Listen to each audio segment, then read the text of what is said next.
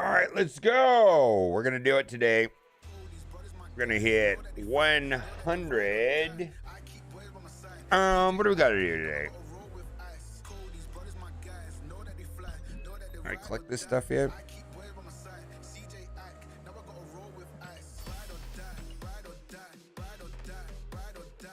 Kitty Pride, we're waiting for her. All right. Let's do it. I think we're just gonna get it done. Gonna use what I think is probably the best deck in the game. We'll get it going. We'll get there. Breaking news.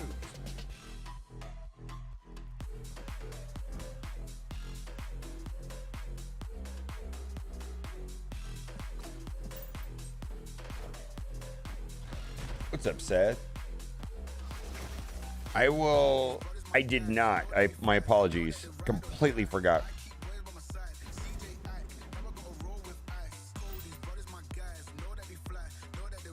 Right now, my focus is getting on 100. And then I can start goofing around a little bit more after that. Oh, not a bad pull.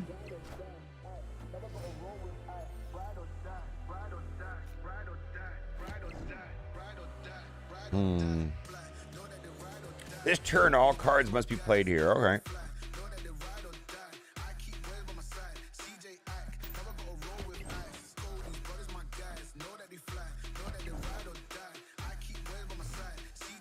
Get fitted or busy? I know. Let's go. Goose. All right, fine.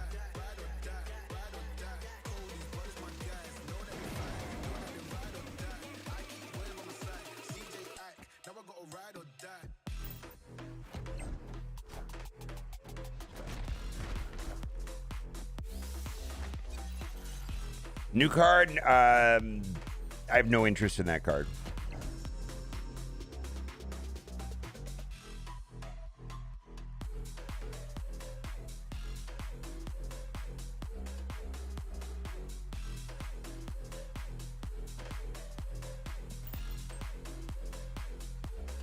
We've seen in the past that situational tech cards tend to be ineffective, even though everybody can quote some random situation where they're good. And I'll give you two examples of tech cards that have been generally ineffective. And that would be Spider or Shadow King and Shadow King and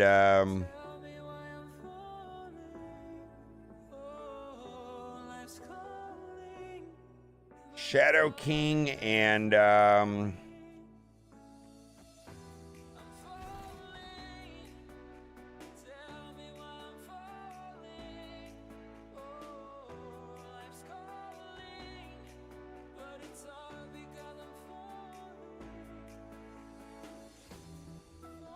Shadow King and Super Scroll.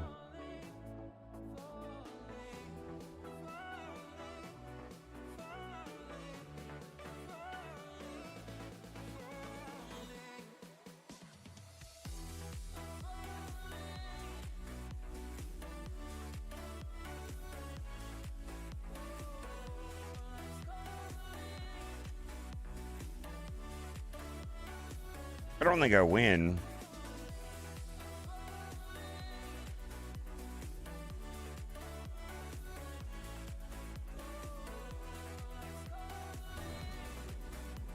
Do I not? I don't win, do I?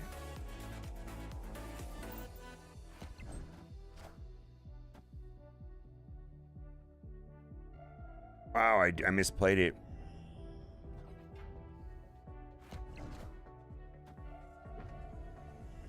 Jug right would have been the right play. I lost it. I thought he was going to play Shang-Chi. Yeah, I thought he was going to play Shang-Chi.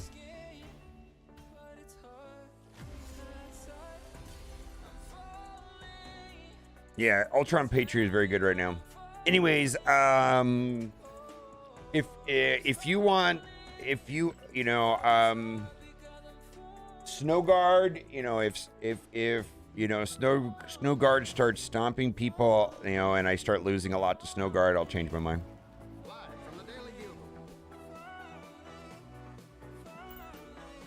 But largely situational tech cards like Shadow King and Super Scroll are not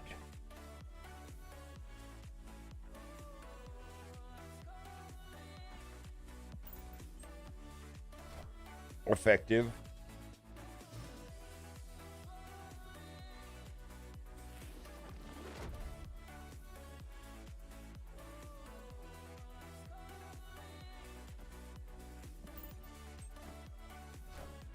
Yeah, the idea is actually interesting enough. Yeah, I actually like the idea.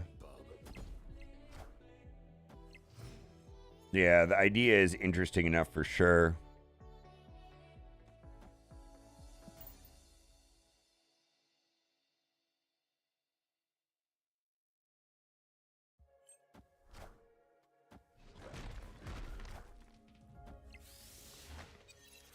We have Galactus pins. Do I get him or unhinged and go for DARKHAWK? Oh. Do you? I mean, it really depends on if you want to play DARKHAWK or not. I mean, Galactus or not.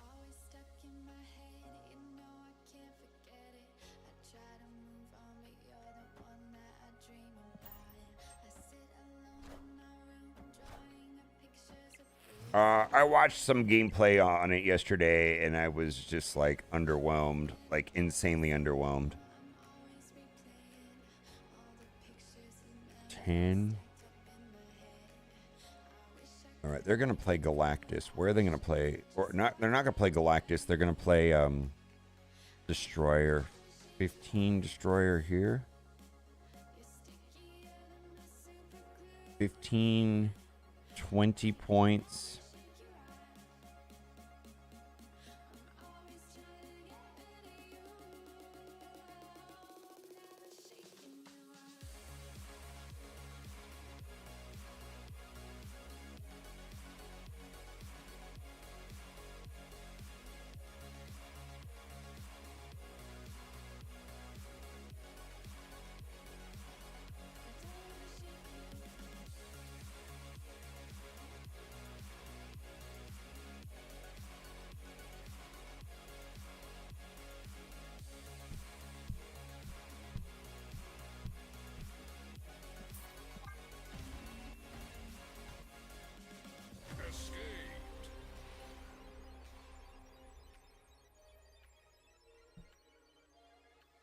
Yeah, so Darkhawk is in series 4 and will not be dropping the next series drop, which is in about a week. So I'm guessing in about five weeks, let's say, Darkhawk is gonna be dropping from series 4 to series 3. If you want to play Darkhawk in the next 5 weeks, then, you know, maybe consider spending 3,000 collector tokens.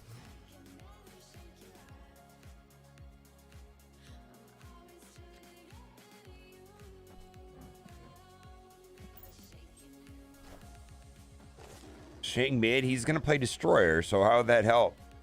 He's literally gonna blow up everything. Oh, this is bad, right? What's dropping rack? Bast, Shuri, some other cards. I've got it right here.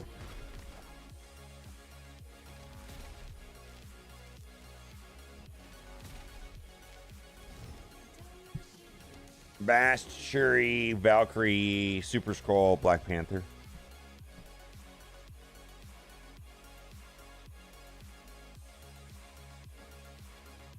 I mean, I've got Doctor Doom, right?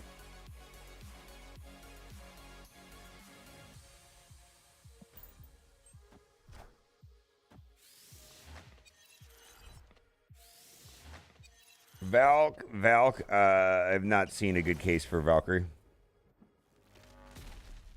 Valkyrie, in theory, is amazing. I've seen tons of good ideas surrounding Valkyrie. Holy shit, dude. Probably not gonna play this.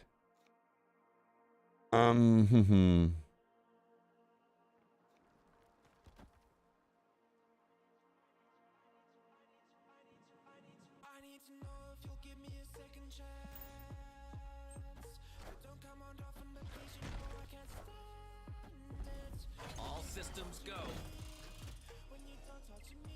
So if I have Doom and they have Doom, I win, right?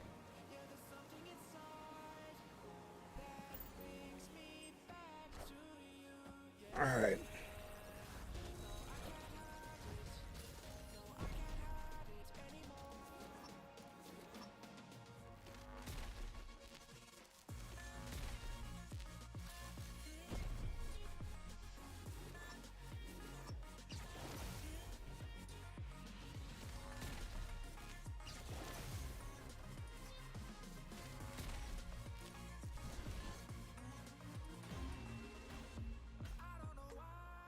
Yeah, there's definitely Thanos.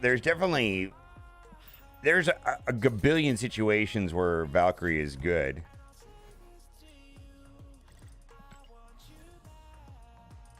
I just haven't. I've never seen a situation where, let's say, Thanos, where the optimal build includes Valkyrie. There are good builds and amazing builds that use Valkyrie, but the optimal build typically is something else. Which may not be something. I mean, if you just want to play the card, there's tons of good builds with Valkyrie in them.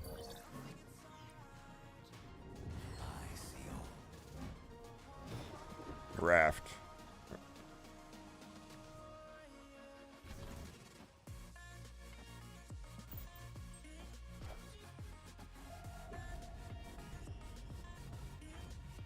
Yeah, I mean, if he had like Sunspot into play, that would have been interesting, right? Yeah, he may have won if he had Sunspot. All right, we're going to put White Queen there, and then we're going to put Devil Dino. What I really hope I get is, what would be nice on the last turn is to play Agent Coulson and Sandman. Oh, all right, so how do we do this? We've got Doom again. So this is the same guy? Yeah, I don't understand what this guy's plan is. I plan to lose. I don't well, I mean, I don't know. Let's see here. I guess I don't need the free card. What I need is Doom. So let's see here. What's going to give me the most amount of points? I'm down by 2. Let's do...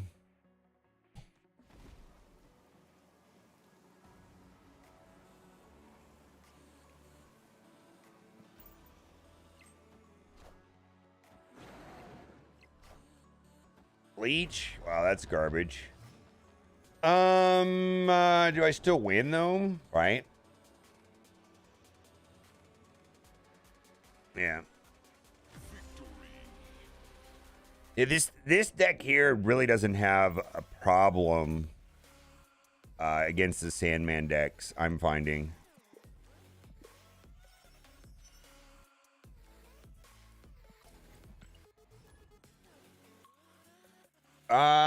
I don't know. I mean, a lot of people are playing Sandman right now. I actually strongly believe that the deck I'm playing is the best deck in the game, because if Shuri is 0.36 cubes, 56% win rate, and DARKHAWK is 0.35 cubes and 56% win rate, what's going to happen next week? Well, DARKHAWK. I think DARKHAWK, the deck I'm playing, I think is the best deck in the game right now. Has favorable matchups to Thanos, has favorable matchups to Sandman. It has an okay matchup against Shuri. It has a not a great matchup against Galactus,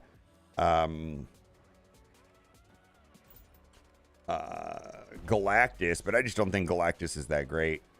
I'll play this.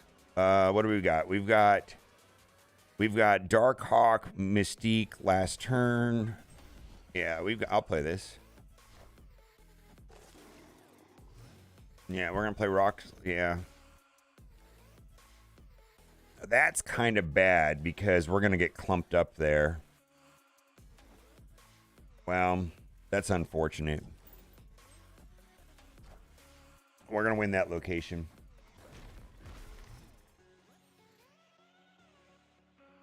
Do I want to play this now is the question. I don't want to play it all on the last turn. I can play it now and win this location, right? We'll play Korg and DARKHAWK, and then we can put Devil Dino, and then we can do Doom, I guess. Or we can do Devil Dino, Maria Hill. Or we can do Devil Dino, Mystique, Maria Hill. Or if I can draw into Agent Coulson. Yeah, I think we win that location. All right, we're going to go Devil Dino there. Should I snap here? I just think I'm going to snap here because... Unless he's going to leech me right now. Let's see, if I get leeched... Yeah, I still have like... 1, 2... I still have 9 power I can play in the last turn.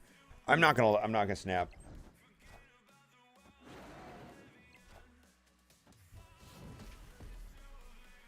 Is Thanos still viable without Lockjaw? I played a deck yesterday that did not have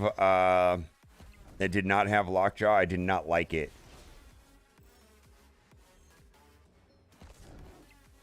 All right, so let's see here. That will be... Or I could just Shang-Chi that.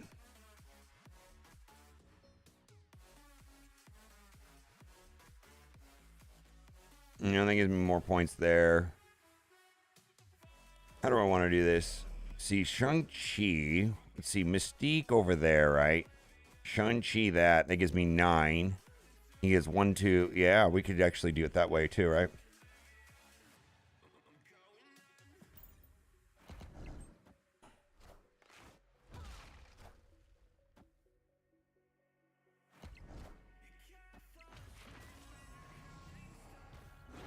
Well, oh wait, well, he goes over there anyways. Oh, I forgot about that. Well, you'll still take the W, right? All right. All right. I know Quinjet. There's another version of this deck that plays Quinjet Moon Girl instead of Maria Hill and Doctor Doom. And frankly, I've played both, and both are good. I think this one is better. I've played both.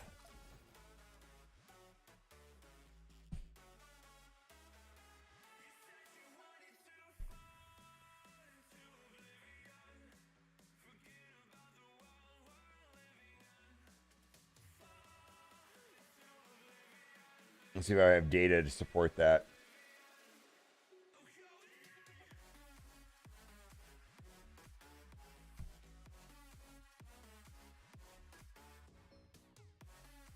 Well, I mean, I guess kind of.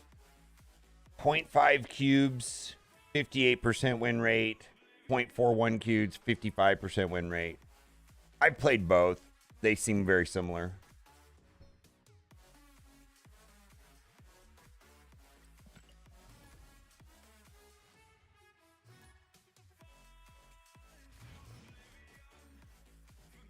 No. When you play Maria Hill on turn 2 instead of Sentinel, it's much better. I was on the fence on Maria Hill, but I've played it for a couple days, and Maria Hill is better than Sentinel in a lot of situations. Because what happens is you can play Maria Hill on turn 2 and then Sentinel on turn 3 with the card that you get with Maria. Happens all the time.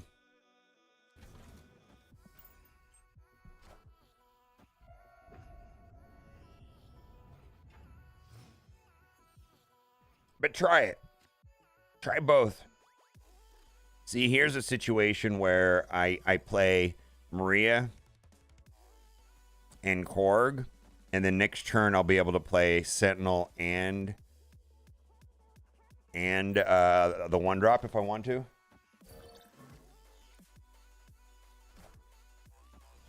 Well, that's a wasted card, but anyways.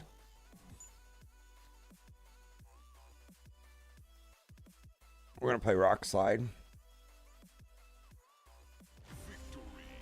You still jump 5 ranks when you need 70, 80, and 85? Oh, I'll try it. Maybe you will have found a better build. I have no idea. The main thing about Quinjet is, there's nothing wrong with Quinjet.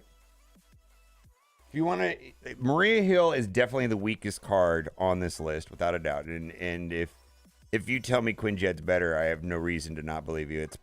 You're probably right. But if you're gonna run Quinjet, you might as well run Moon Girl, right? But I think Dr. Doom is better than that.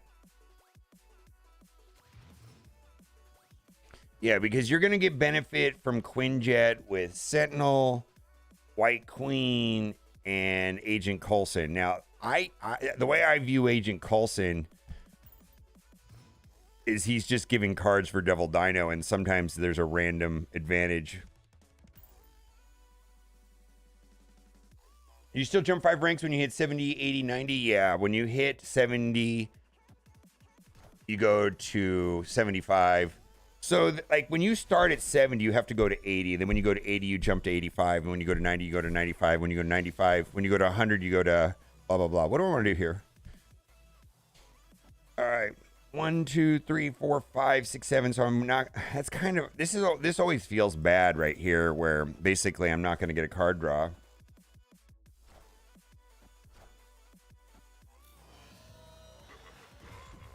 It happens the first time, yeah. If you drop down, you don't get it again. What do I want to do here? I want to play. I'm clogged, right? Let's do this, and then we'll do Devil Dino, Mystique, I guess. No, we're gonna do Devil Dino, Dr. Doom. All right, we're gonna snap here. Yeah, I'm gonna snap, and then we'll do Doom the last turn. All right, I should have snapped earlier. I shouldn't have snapped. I shouldn't have snapped then, but it's whatever.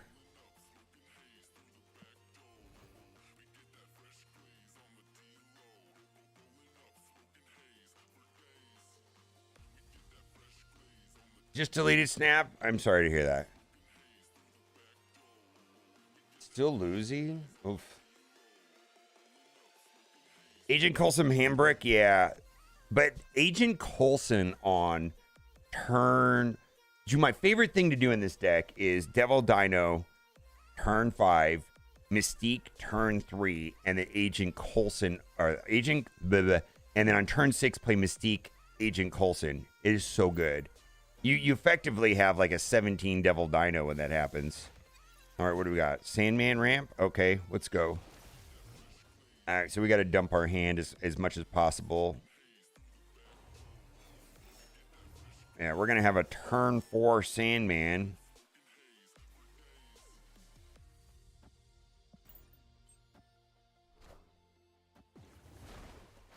What deck are you playing? I mean, it sounds like you're playing too many decks. Too many different kinds of decks, rather.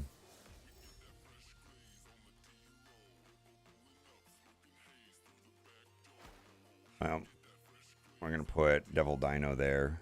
And then we will play Mystique. Yeah.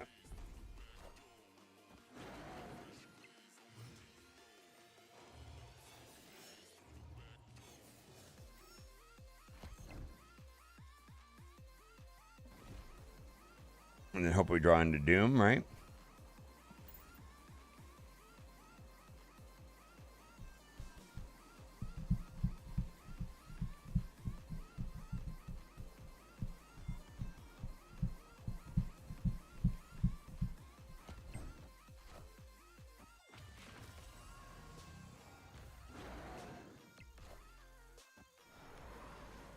bad. That's interesting slash bad. Please go.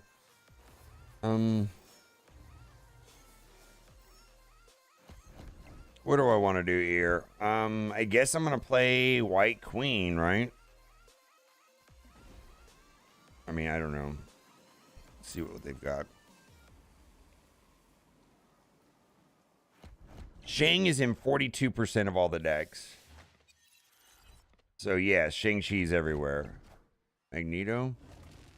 Fuck me, Ram. Alright, so we lose to Shang-Chi.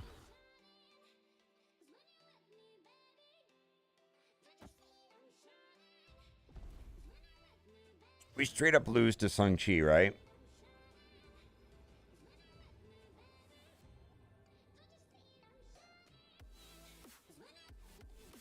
This deck, I believe, plays Shang-Chi.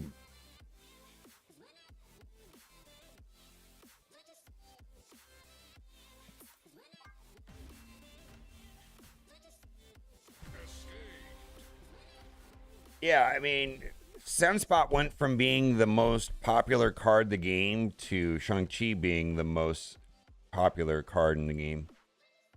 Yeah, right here. Look, Sunspot was in about 42% of all the decks. Now he's in 35%. Shang-Chi was running 38, 39%, and now he is in 43% of the decks. I'm telling you. Okay, so this is somewhat a function of Shuri. And so what this is my expectation is they're not going to do anything to Shang-Chi, but if Shuri gets, let's say they obliterate Shuri or they do something to Shuri, who the fuck knows, right? I don't know what they're going to do. They're going to do something. I've heard a lot of good ideas and we could speculate. It doesn't even matter, right? It just doesn't matter. Let's say Shuri is not being played anymore. Will Shang-Chi be played as much? If Shang-Chi continues to have a 43% play rate, and they will nerf him, and I could see them dropping him down to 4-2, because that's just how they do things. And you don't have to like it, you don't have to agree with it, but that's how they do things.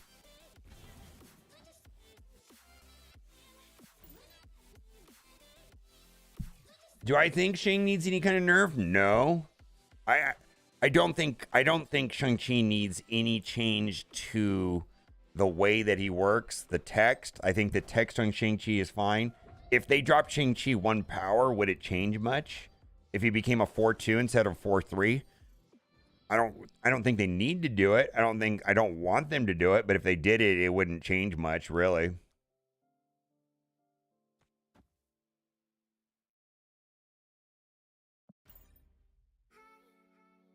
Yeah, at 4-2, it's fine. Like it's even Sunspot at 1-0 is fine, right? Yeah, but I'm not like yeah, I'm gonna save that for this is actually kind of feels bad here. I'm torn between doing like going my line being Devil, Dino, Mystique, Coulson. Let's do that. And I'm gonna ignore Killmonger.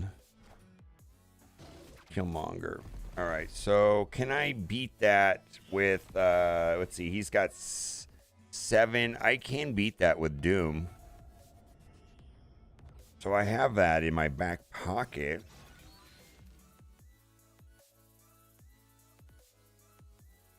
It's like, what do I want to do? Do I want to do Devil, Dino, Mystique,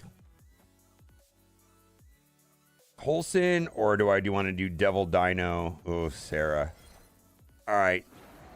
So here's the thing: is that Sarah runs Enchantress. He could have They could have Enchantress. They could run Enchantress in this lane. And they've already did the Nova Killmonger thing. Sarah also runs Shang-Chi. So, you know, my best play is to play Doom, but then they're going to dump their hand, right? Yeah.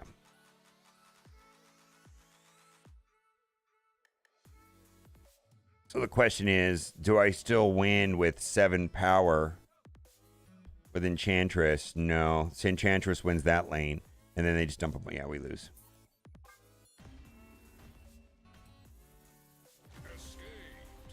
I've heard a lot of different ideas on Shuri, and largely discussing what we think they should do is unfruitful.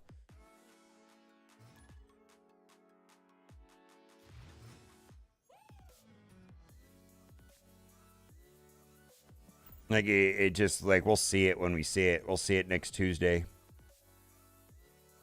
Like they've already made up their mind and they're gonna do whatever they're gonna do.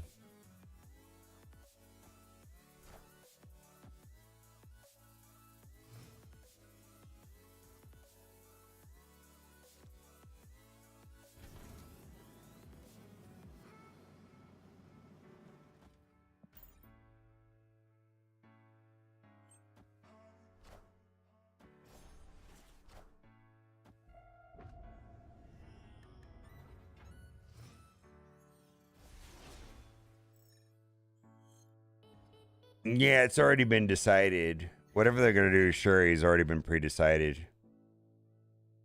All right.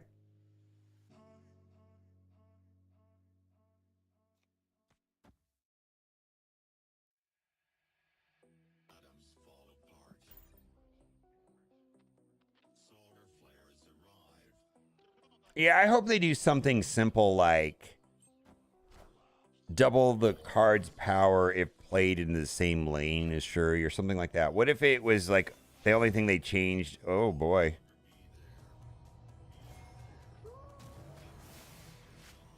Do we snap here?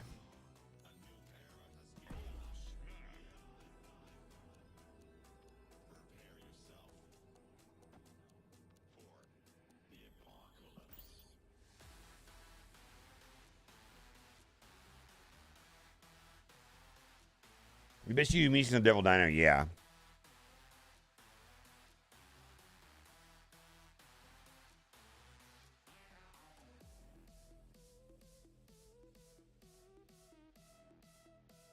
Yeah, this is gonna brick my hand, but probably should have.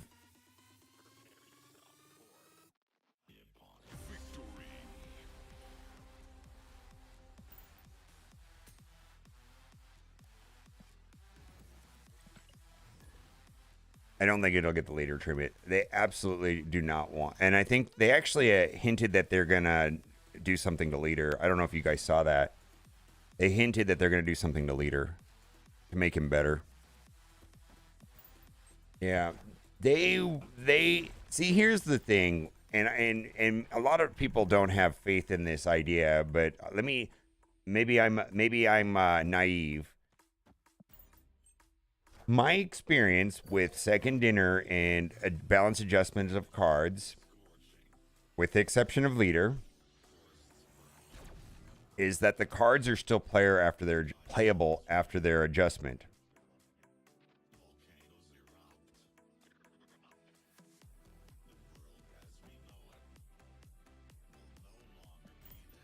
All right, we need to get this Asgard because of and that's from me playing the game since May 22nd of last year. We're going to snap here. Yeah. What's the first deck I want to play when I get done with Infinite? I'm going to make a video. Part of me actually wants to play some sweaty decks because I haven't played them. But that's kind of evil too, right?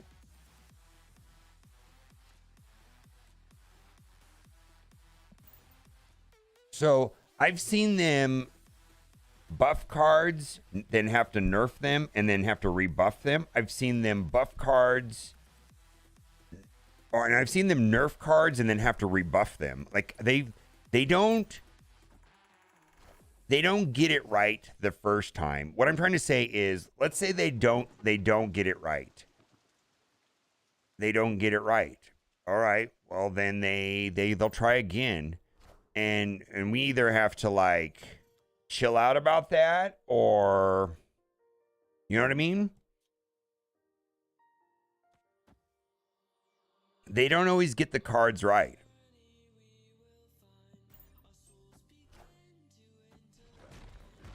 And so we have to either like just kind of trust the process and let them like rework the cards over time, or you know what I mean, or just be hysterical about every adjustment they do, and just trust that they're gonna fix it in a patch and be a little bit patient. Yeah, they've adjusted Angela, they've adjusted Bishop, they've adjusted Nakia, they've adjusted Okoye, they've adjusted Arrow multiple times. Nakia, the Nova's been adjusted multiple times. Devil Dino, imagine this. Devil Dino is a 5-3. Can you imagine Devil Dino being a 3-3? Or it was a 3-0 actually. Devil Dino used to be a 3-0. Can you imagine that? You know how broken that was back in the day? Oh, it was unbearable. What do I, oh, this is kind of bad for me, right?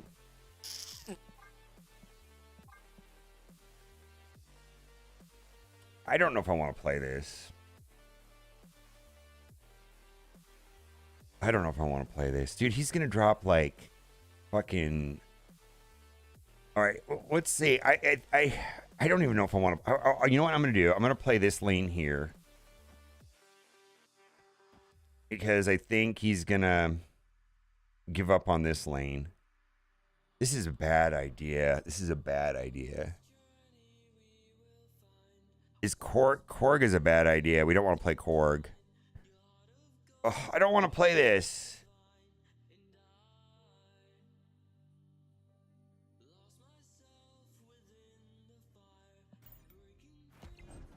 Master Mold deck is not worth it. I don't think it's a good deck.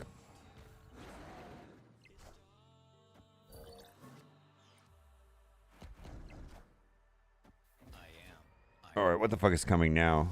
I'm so confused. What's going to happen here? What's happening in the negative zone? Rogue? Wait. Do I win, though? Oh, no, they get it. All right. So do I lose the tiebreaker.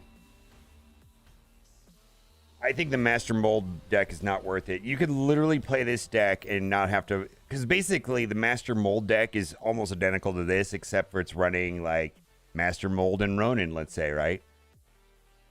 Why not just play this? This actually might be a better deck, and it doesn't have, like, a Series 5, 6,000 token card. Yeah, I don't think Master Mold is worth the tokens at all.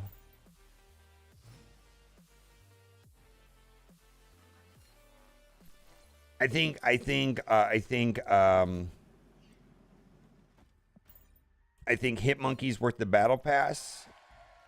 I do not think Master Mold's worth 6,000 tokens. I do not think Teenage Warcud's worth the 6,000 tokens. I do not think that Snowfall's worth the 6,000 tokens. I absolutely think that Jeff, the Land Shark, is going to be worth the tokens. And I think, and Kitty might be. The jury's out on Kitty, but I'm hoping that Kitty's worth it.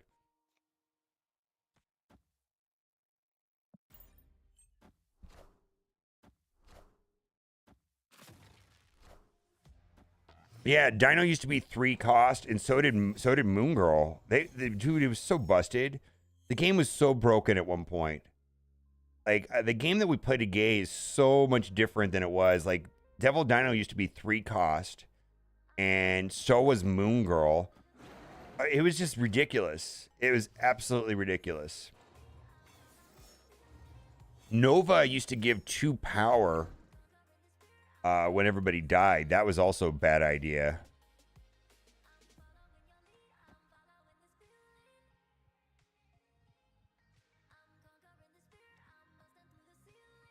I don't like putting 1 cost cards in Mojo World. Killmonger's ruined me too many times.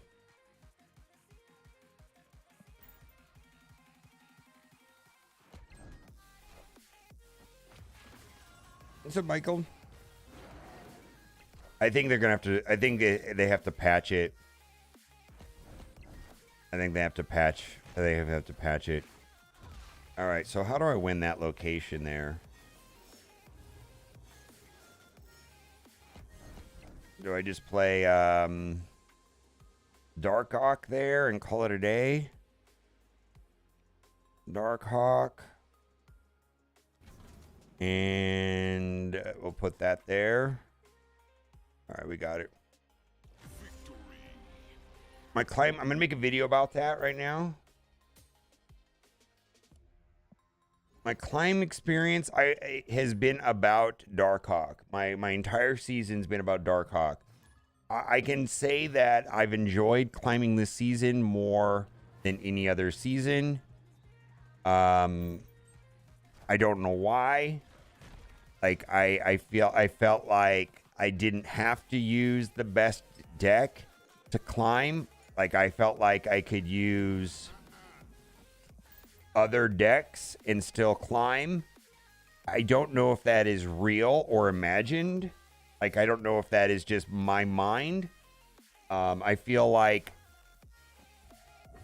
I didn't have to play Shuri. I've climbed 2 seasons in a row with Shuri.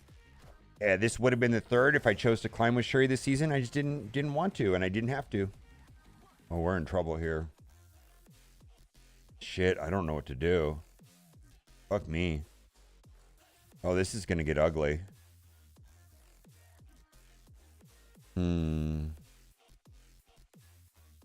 They're in trouble too.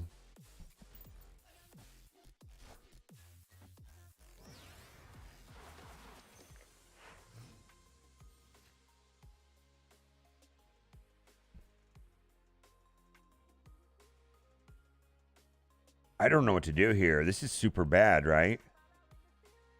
I'm gonna wait till the next turn. I'm not gonna do anything now.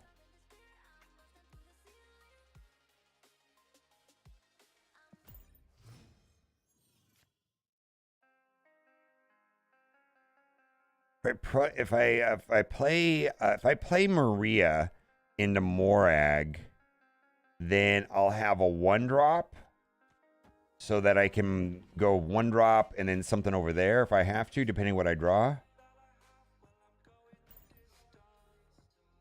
They probably have She-Hulk. They're probably gonna play like, ooh, what?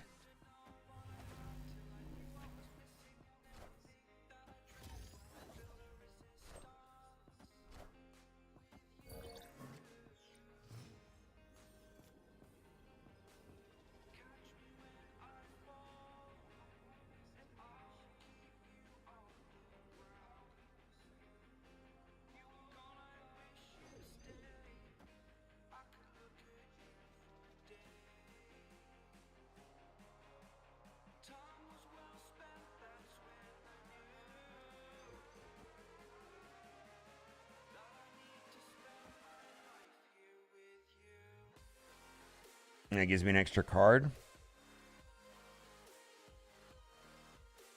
It gets to win, but I don't know what just happened there. Viper? Wait a minute. Oh, wow. So do I win that lane there? We tie, and then do I win by more points? No, I lose by 1 point. Holy shit. Cool. That was pretty cool, actually.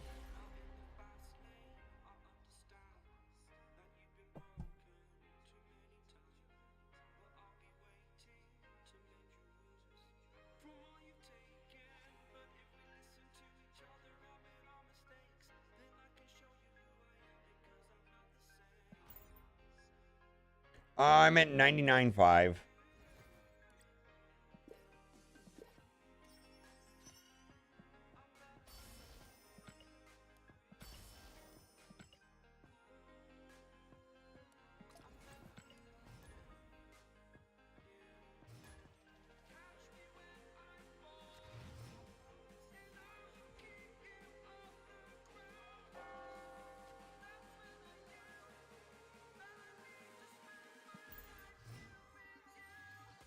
It was a junk deck.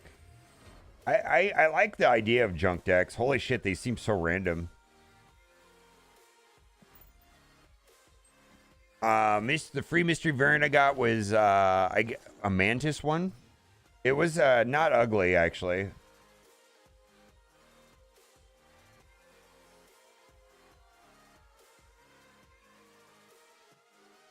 feel like I want to save that.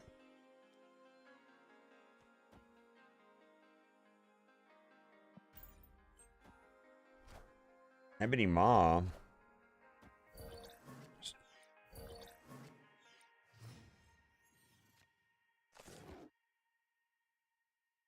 So we're going to play you and... No, no, no, no, no. Definitely not like that. Like that. All right, get some rocks. And then we can play DARKHAWK, Sentinel, Doom. We're going to probably get Sandman here pretty soon. Shuri? What the hell? Oh, this is a Shuri deck. All right, well, we have Shang-Chi. So I kind of want to lose priority here, right? Oh, my God. Dude. Oh, my God. I wonder what it plays. If it plays the big card there, I win, right? Because of that? Oh my God. Should I snap? Was it 50-50 that he plays a big card either there or there? Because he's not going to play it in Krakoa. Should I snap because it's a 50-50? I don't have priority. Yeah, let's snap. 50-50 right here. Oh! Oh! Oh, there's no fun. No fun. No fun. Oh.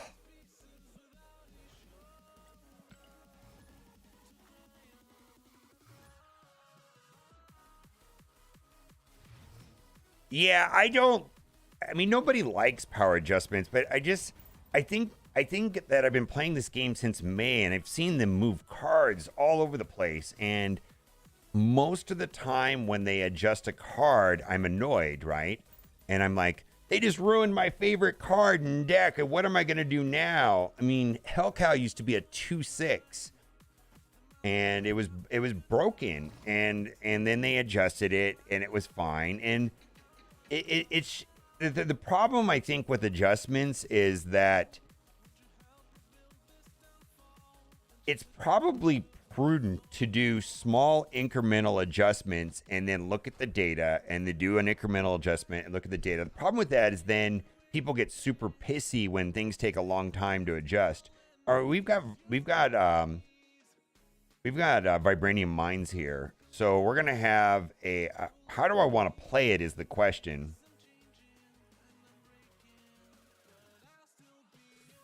All right, we want to do that. And then I want to play... All right. And then we're going to play Devil Dino, but I could get a Mystique right after it, right?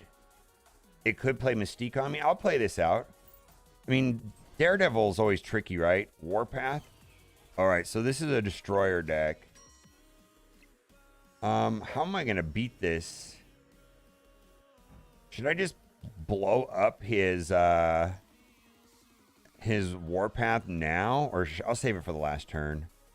All right, we'll do Devil Dino, and he's gonna put like Cosmo or Armor right here. Probably Armor. If he puts Armor there, he's either gonna put Cosmo here or he's gonna put Armor here. Is he gonna put Armor? Is that Armor? Yeah. All right. So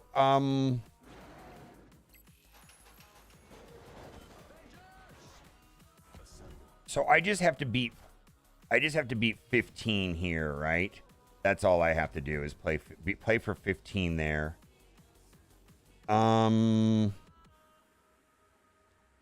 He's not going to put anything there. So I can put anything there and win, right? I mean, I guess he could put Destroyer there, right? And he could abandon that lane.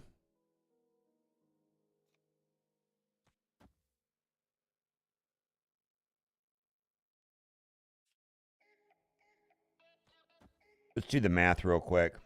2, 4, 6, 8, 10, 13. I lose if he puts Destroyer there.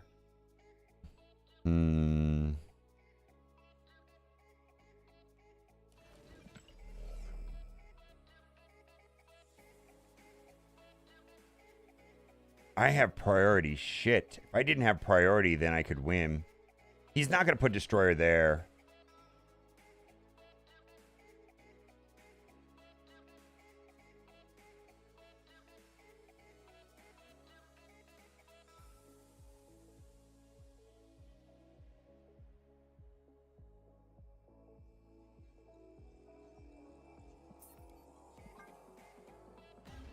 How do I play for the middle? I didn't have enough time to think it out. I couldn't play 3 cards. Hold on.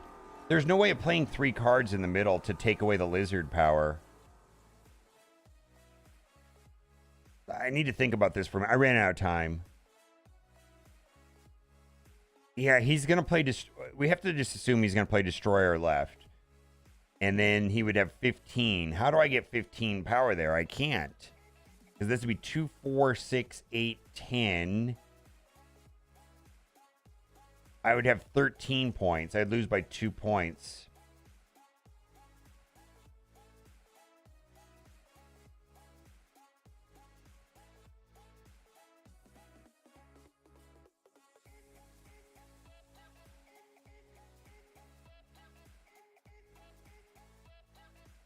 I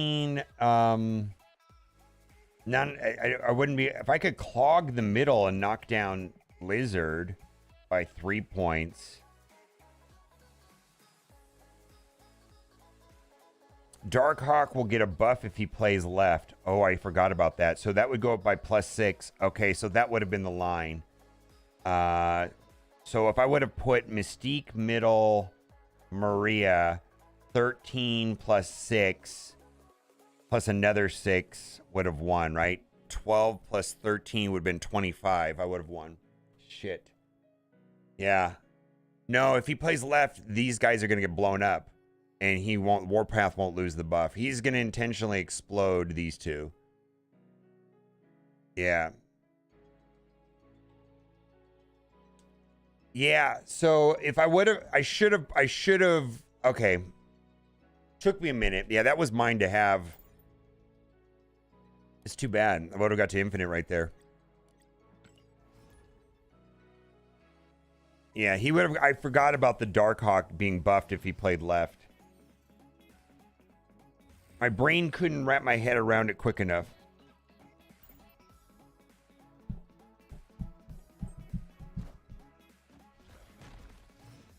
Yeah, because I would have gotten 6 extra power into my DARKHAWK if he played left.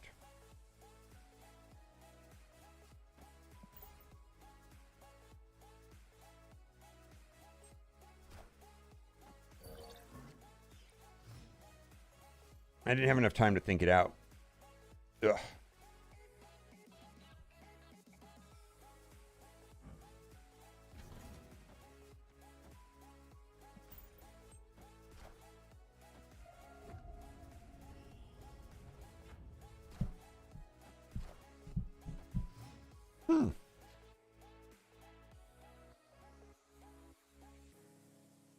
Kind of sucks because he's going to have a Shang-Chi, right?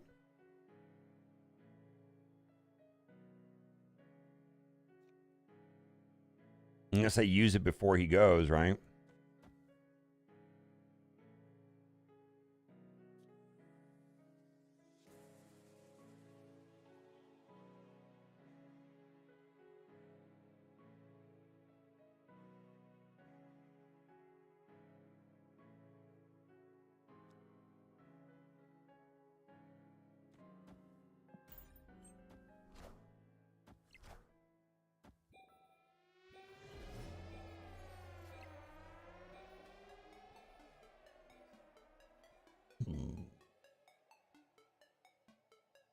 Lose.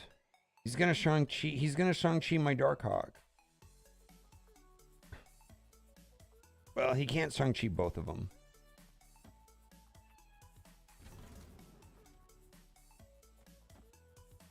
Oh no, they'll drop below. They're gonna drop to 8 right here, right?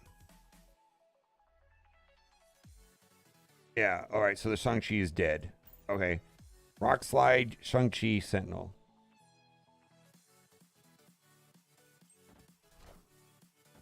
The Sauron deck does play armor now.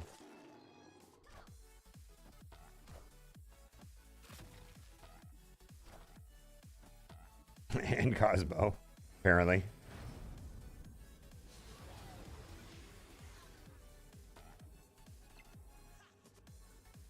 Oh, look at that. Red Skull.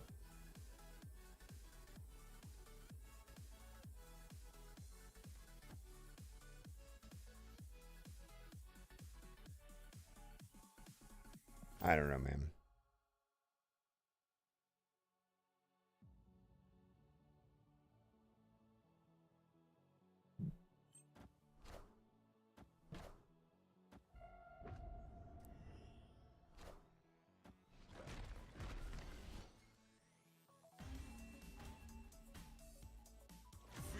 I actually have some thoughts about Cam Best. Firstly, I want to say two things about the Cam Best video. He said two things that are rivetingly important. If there is deck-based matchmaking, wouldn't Snap.fan and Untop.gg and Marvel Snap Pro be able to prove or disprove that nearly instantly? I'm just saying.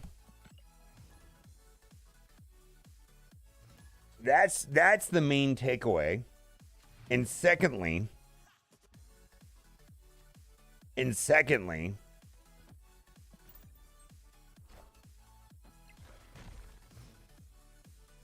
what was I going to say? Oh, secondly, there's other shit that's actually happening in this game. Too many fucking bots and intentionally tanking MMR once you're in Infinite. They need to fix this shit. It's whacked out right now. But I have some other thoughts.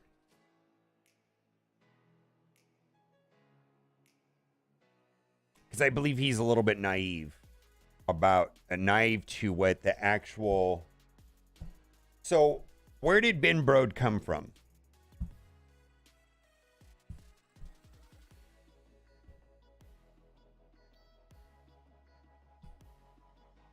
Where did Ben Brode come from?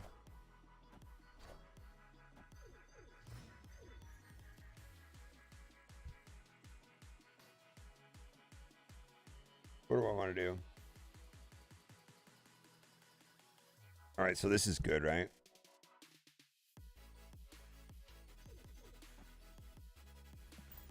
Blizzard, Hearthstone, Activision. Activision's patents related to matchmaking and microtransactions have been controversial because they suggest the potential for company to use player data to create pay-to-win environments, incentivize players to spend more money on in-game items. For example, U.S. patent blah, blah, blah describes a system that matches players with others who have made similar purchases, which could create social pressure to spend more money on microtransactions. Similarly, U.S. patent blah, blah, blah describes a system that uses player data to create targeted advertisements for in-game items, which could further incentivize players to make purchases. Additionally, Activision's patents related to matchmaking have been criticized because they suggest the company may be prioritizing player engagement and retention over fair play and balanced matchmaking. For example, U.S. patent blah, blah, blah describes a system that creates bots to match players based on their play style, which could lead to unbalanced matches and create future frustration for players who match with opponents who have an unfair advantage.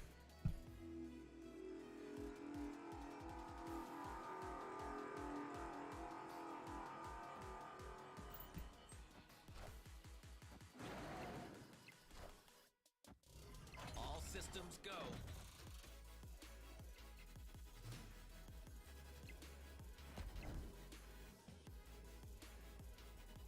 Yeah, dude. So to say that there's no matchmaking issues at all when the community thinks there's matchmaking and fucking Activision has fuck tons of patents that says that they fuck with matchmaking, what are we supposed to believe? Like, you know, like what's the truth? Right? What is the truth on that? Just saying. What does perfect even mean? Is there even such a thing? Ooh, can we switch up all the rules and imagine a utopia? Darling, I'm just so fed up with these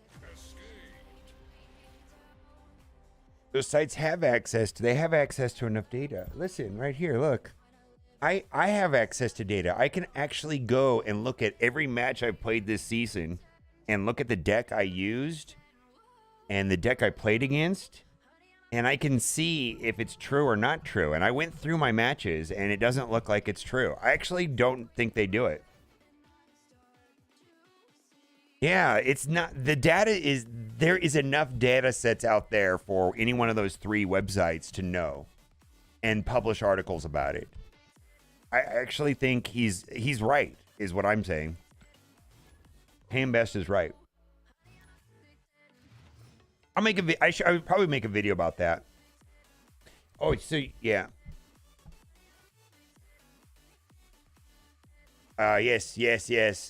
I've got that. Yeah, they've also. So that's like me being married, and my wife catches me with condoms, and she says, "What do you have these condoms for?" Oh, I never planned on using them. When EA gets caught with their pants down, and Activision gets caught with their pants down because they have to disclose patents, what the fuck are they supposed to say? I wasn't going to use the condom.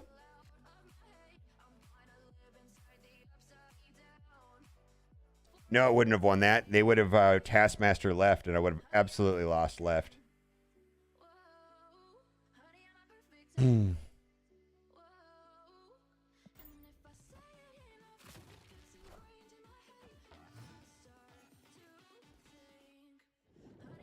This idea that they created, like, here, I've got more. Here, I got some more stuff. Let me pull it up.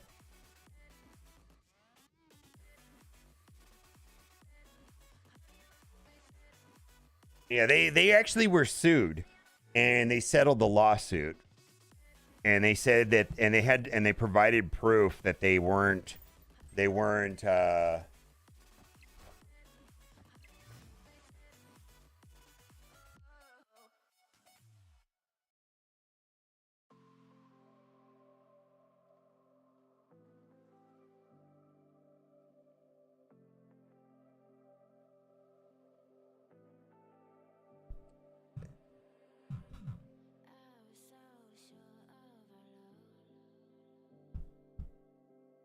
It's common for companies, including game developers like Activision, file patents and way of protecting the intellectual property and preventing others from using similar technology in the future. Just because they're going to file a patent does not mean necessarily they intend to implement technology described in their patent, but rather there's a way of securing the rights to technology in case they choose to use it in the future to prevent others from using it. Yeah, that's true. That's true. It's just weird, if you ask me.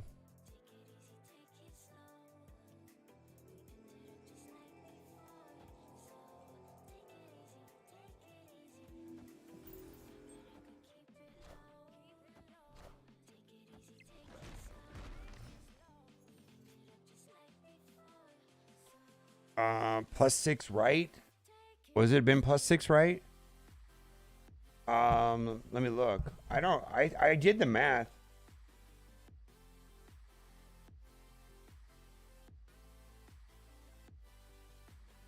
No, it's not the right one.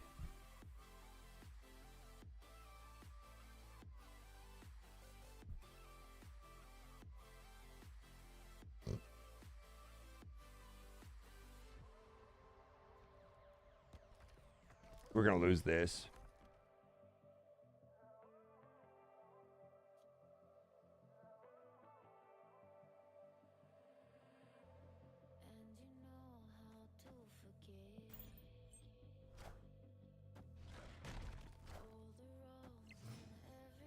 Yeah, it's probably that. I mean, I actually think that it's actually that. Because I went through my data and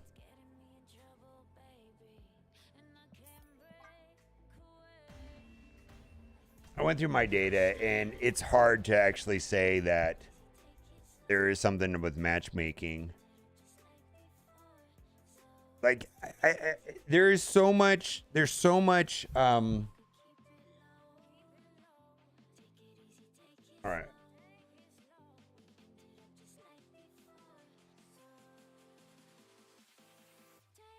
All right, so Doom, I would have won Plunder, and then Doom would be another 5.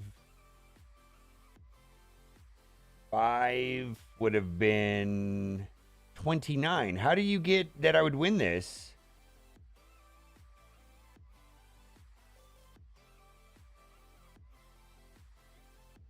He had 31. I did the math and it didn't add up.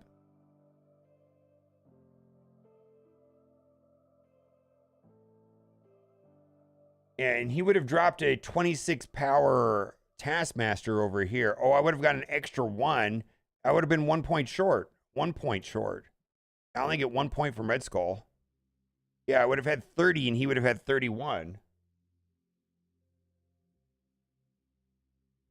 Yeah, I did the math in my head, but I was like, yeah, it didn't make sense to me, so I dipped out. We're struggling this morning.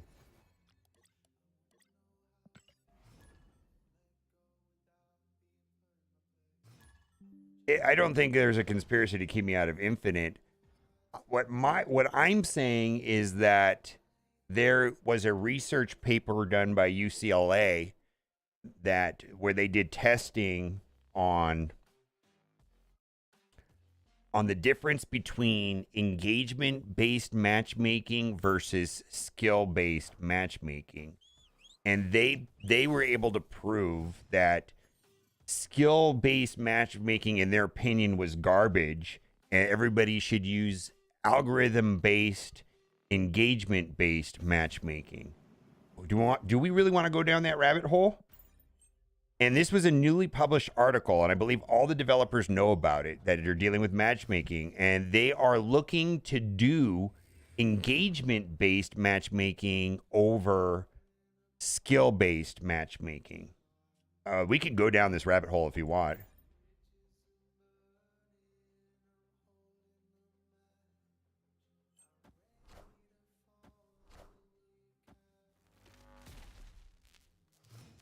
Yeah, it's a rabbit hole.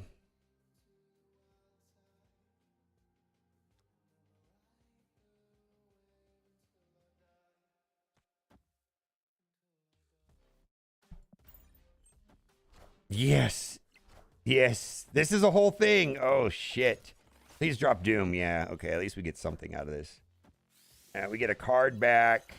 Death. Okay, cool. Shang-Chi. Cool. All right. So my death is. We got Doom.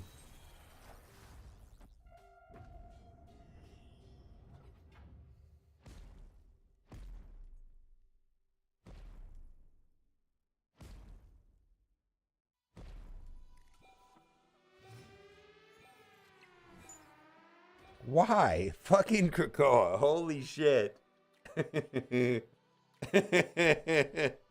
All right. Well, I probably will win there. I am Iron Man.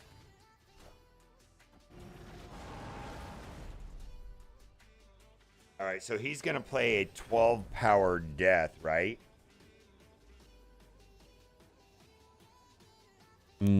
He's got a 12 power death. We're going to win this.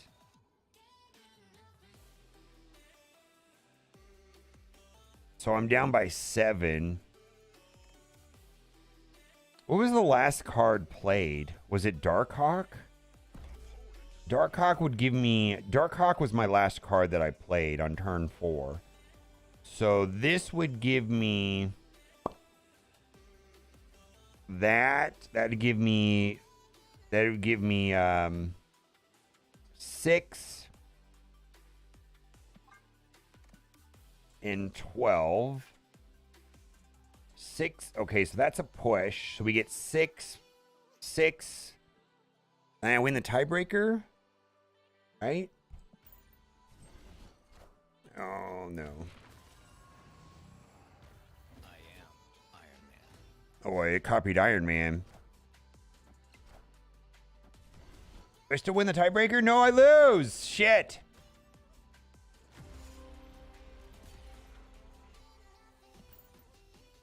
Right back where we started. Holy shit.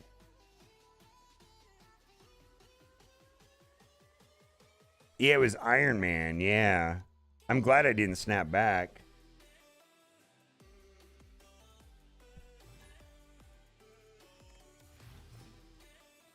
I can't do anything in the mid because it was the rickety bridge. Everything dies on rickety bridge.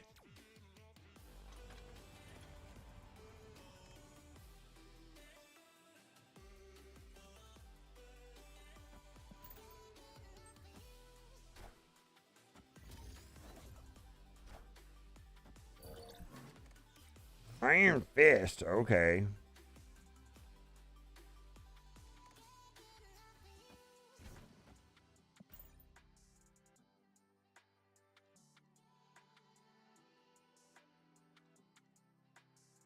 Yeah, I'm glad I didn't snap back.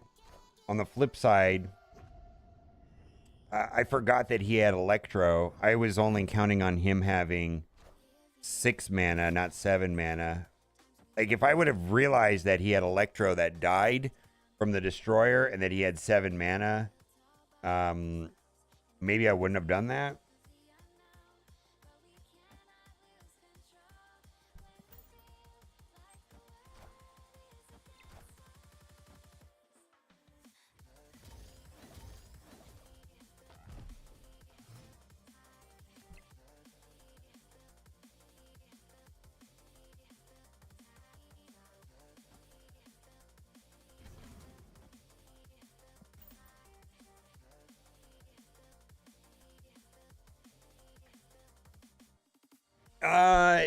The UCAL article, let's see, let me pull it up. EOMM wasn't, I don't think it had anything to do with micromanagements.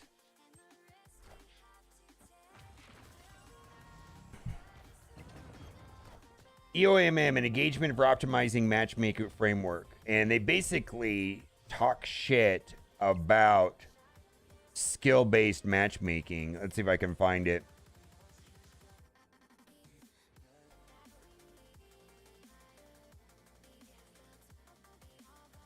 They basically talk shit about skill-based matchmaking.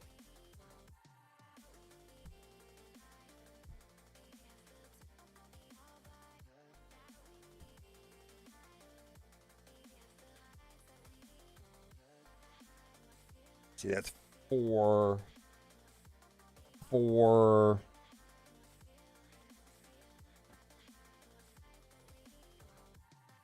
I don't think they're going to go over there because that'll just boost up my...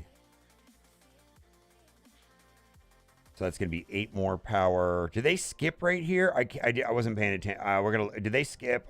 Shit, we're going to lose. Rock slide, is that enough? Polaris, all right, cool.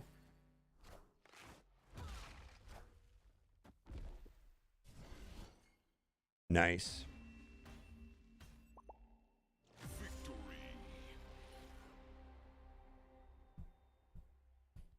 Highest level of cope? I don't even know. Current matchmaking depends on a single core strategy. Create fair games at all times. These systems pair similarly skilled players with the assumption that a fair game is the best experience. We will demonstrate, however, that this is intuitive assumption sometimes fails and that matchmaking is based on fairness is not optimal for engagement. And they go on. This is a study done by UCLA in EA in conjunction.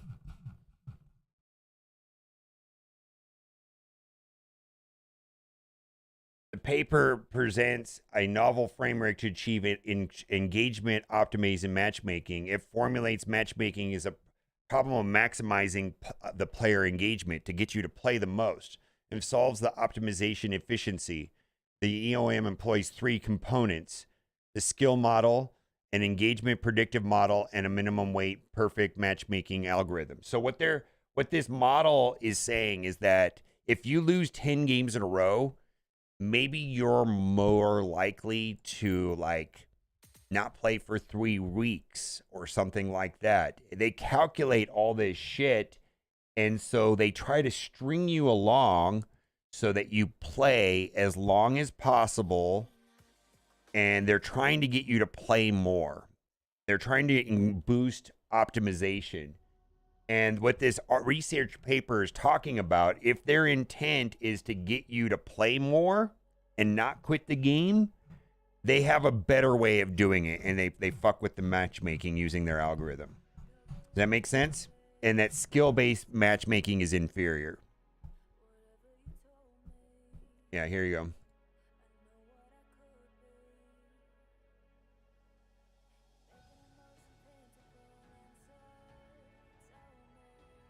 Yeah, that is what the article is saying in general. Now, why does that matter? Well, or what does that mean? This is like like the cutting edge of matchmaking. Do they use that in Marvel Snap? I have no idea. Like, I really don't. I actually don't know. Like, I just know that when there's a monstrous 2,000 upvote post on I have one other story. When there's a 2,000 upvote post on Reddit about weird matchmaking, back in the day, I used to be very cynical about, and I'd be just like, RNG is RNG and confirmation bias and people blah, blah, blah, right? And I specifically was that way in Galaxy of Heroes, right? I was proved wrong. And I don't know how I can explain this story about how I was wrong.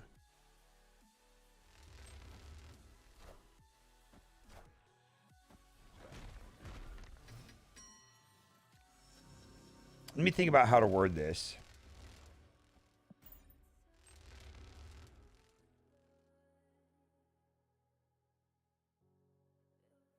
This that explains why Senator Joe would give you easier matches to feed you Cube Zero and doing it well enough. Correct.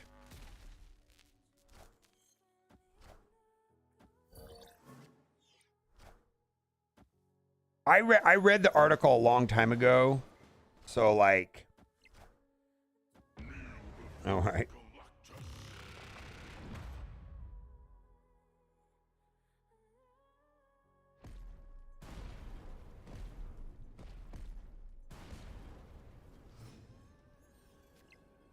Come on, place. Oh wait,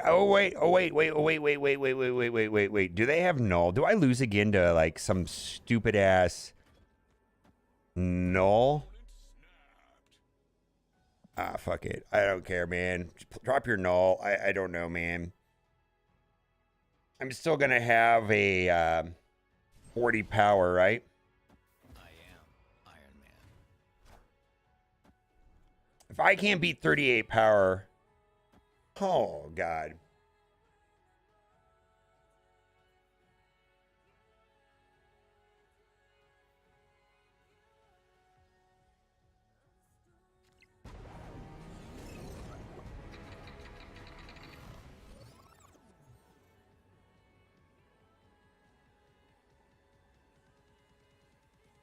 Why would I not want to do it this way?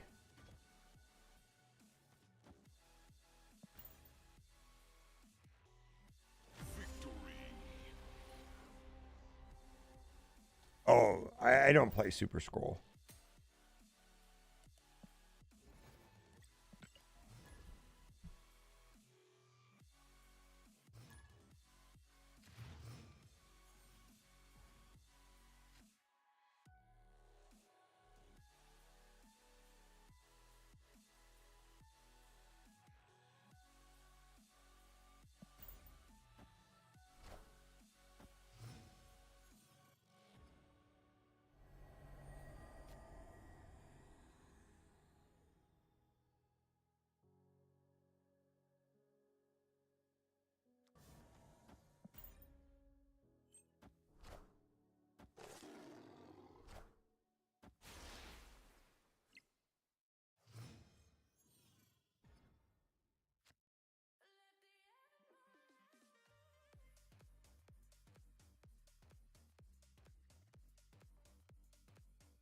I want to play Maria to get a one-cost card.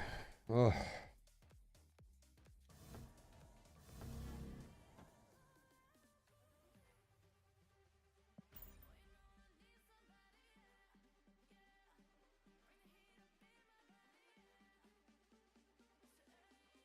I'm too busy reading chat right now than playing.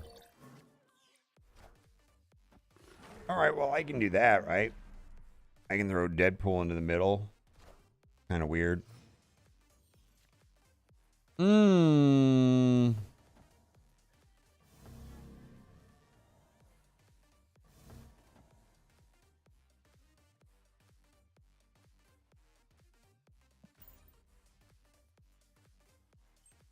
Really?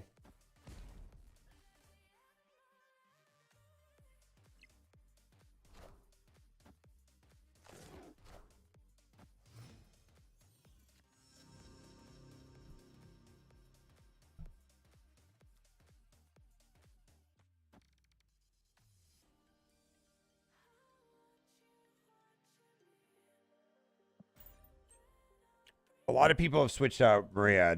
If you want to switch out Maria for Cosmo or Armor or Quinjet, yeah, it's fine.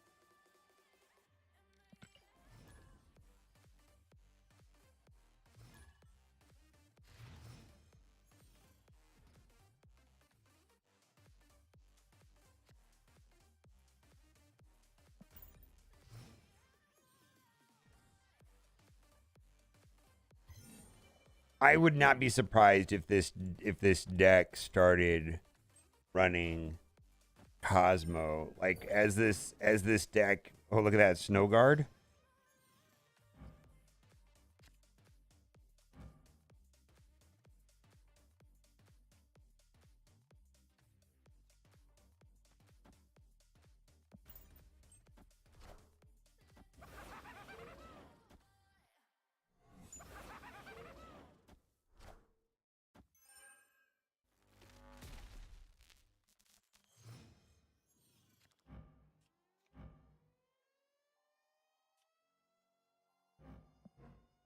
So I could put that there. I just don't get. I don't get this card.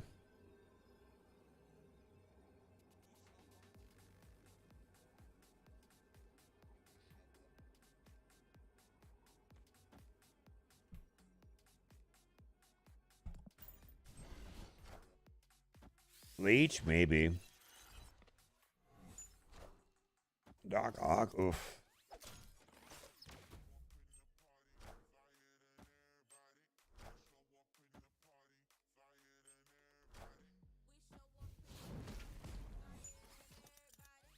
Hmm.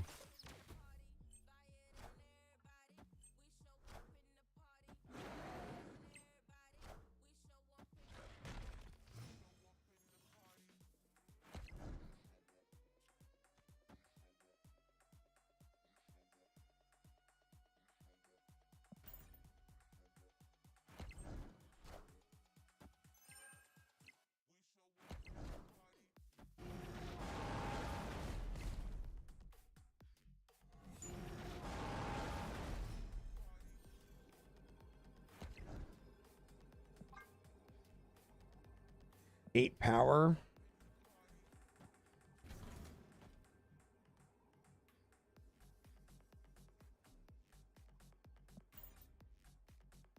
I don't know. Null incoming? Oh, I lose to Null again? Shit. Do I lose to Null again?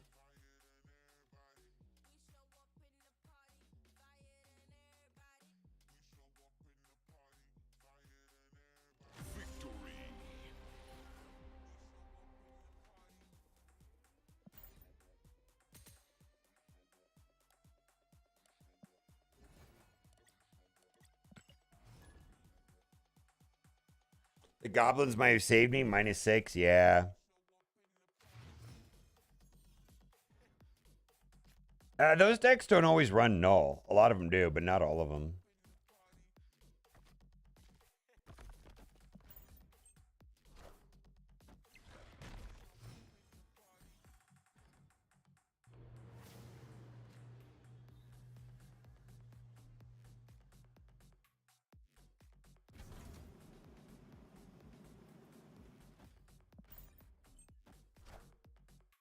We have to do chat. We have to do English only. I'm sorry. We don't have a way of moderating non-English. I'm glad that you're here. I don't have a way of moderating non-English chat. I apologize.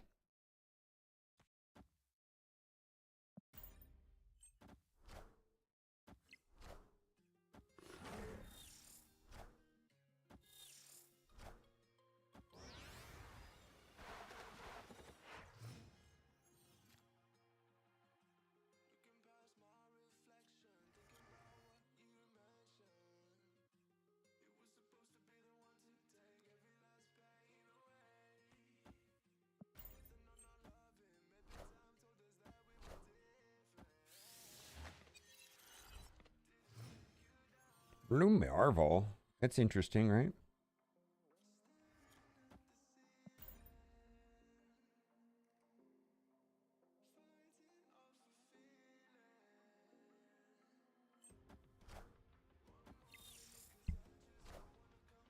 I am Iron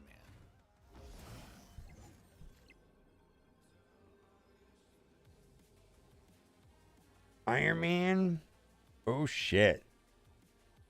They could have Mystique next. How do I win?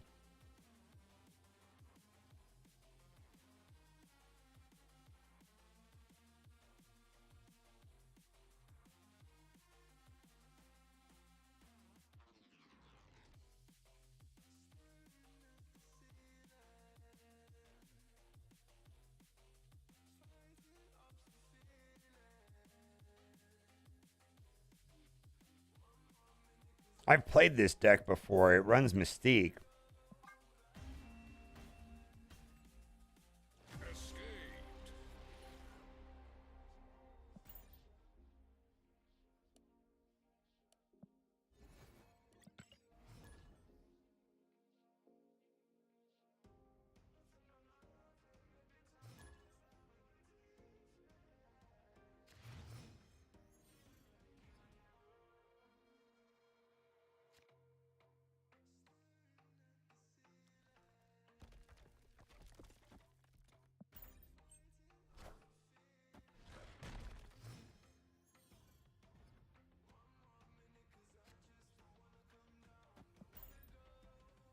All right, so how many of you guys played Galaxy of Heroes and remember the whole thing about like when you have 49 out of 50 and you never get the last piece?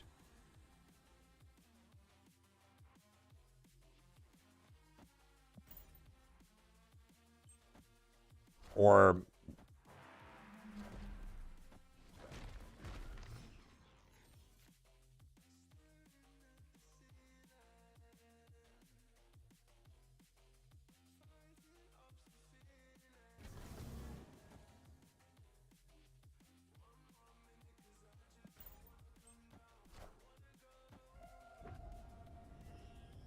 what if that was true?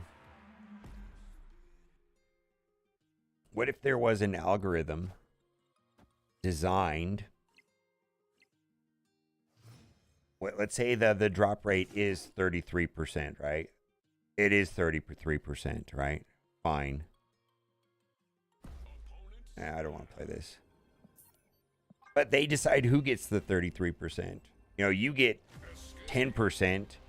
Well, let's do the math really simple. What if the drop rate on a given item is 50%, but they boost it so that the drop rate for you is 10%, and for somebody else it's 90%.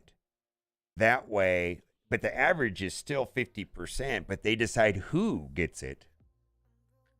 But or even on your account, you still get 50%, but they decide when. This today you're not getting it, but tomorrow you will. Like once you're already past the 49 out of 50. What if that was actually true? See, I was very cynical of this idea. That it was fake.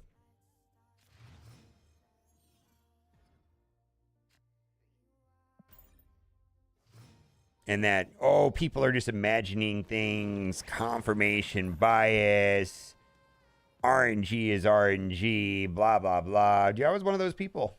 I'm just saying.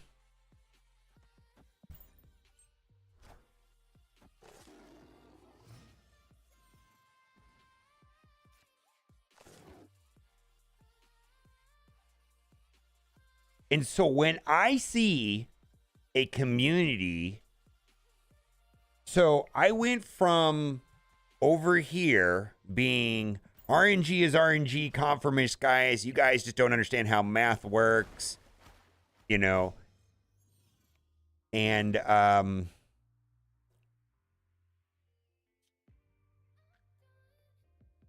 sorry, I'm thinking.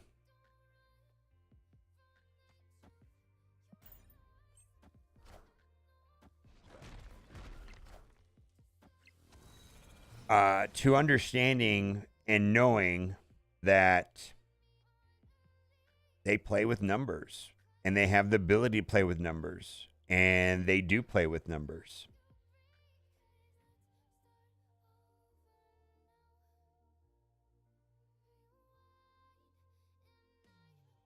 This Pike Peak really messed me up.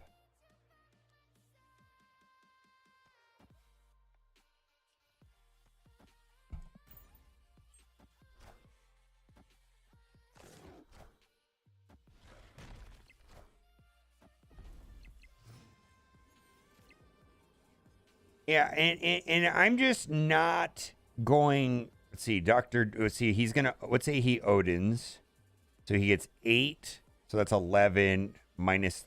No, he gets 5. So he gets a total of 8.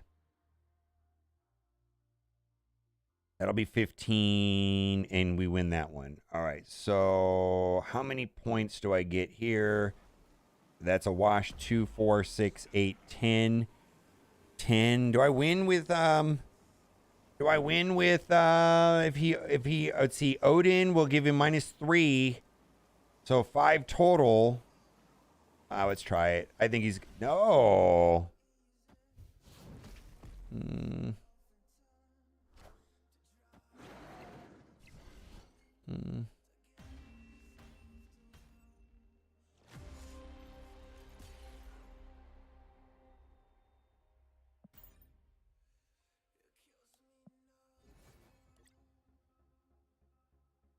Yeah, Glenn did confirm. They're not going to rework. They're going to just boost him to 8 power or 9 power. They're not going to rework him. They're just going to adjust his power level.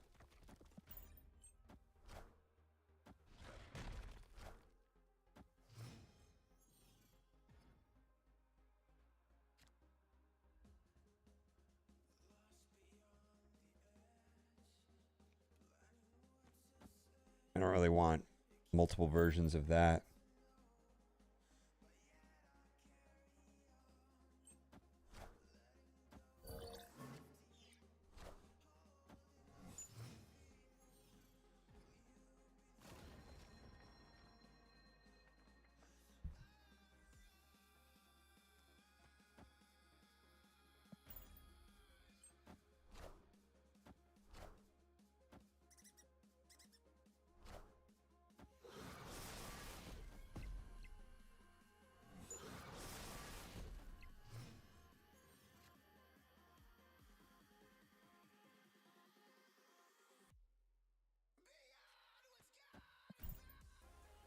All right.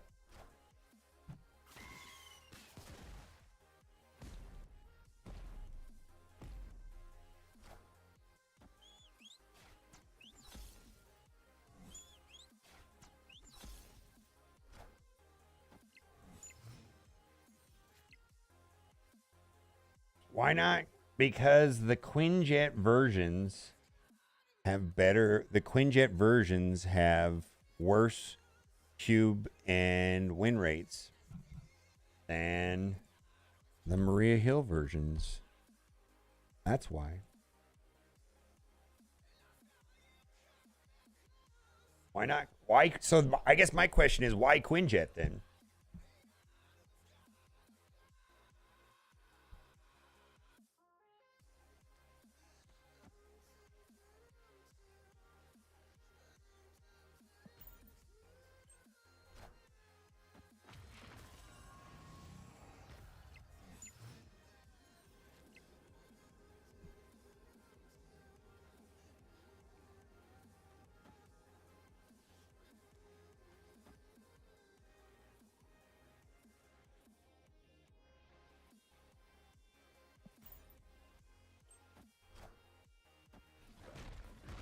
But if it makes the deck worse on the stats, why would I use Quinjet?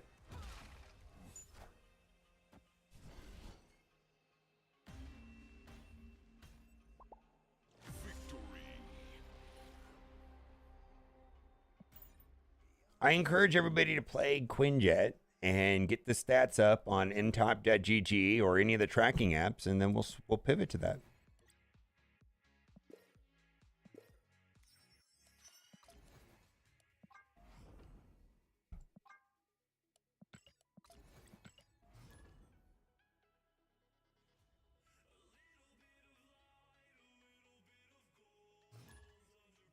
Yeah, this deck is never going to play the card, or not likely going to play the card from Maria. Never likely going to play the card from Agent Coulson. The purpose of Agent Coulson and is to boost Devil Dino and Mystique. And then if you get a randomly good card, which does happen, cool. Right? Like, ideally, the best time to play Agent Coulson, the optimal line on this deck is play Devil Dino on turn 5, followed up on turn 6, Mystique, with Agent Coulson. And Agent Coulson is basically like playing a 3-4, which is giving 4 power to Mystique and 4 powers to Devil Dino. He's like a 12 power card. That's the point of the card. But Quinjet's fine. Maybe Quinjet is better. I don't even know. I have nothing against Quinjet. Super Scroll. Maybe we'll get some use out of this. Draw a card.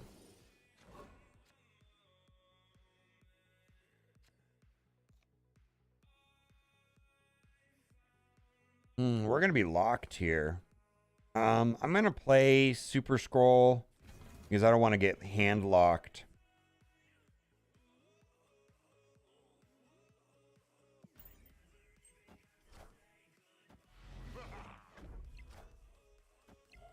Yeah, I mean, we've got a good hand here now. Oh,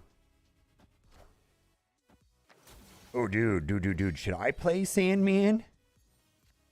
Should I play Sandman just to be super horrible? Yeah, let's play Sandman.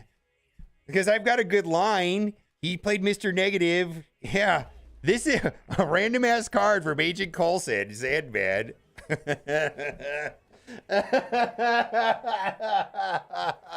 Oh, random ass card from Agent Coulson. Oh, shit. Yeah, that's great.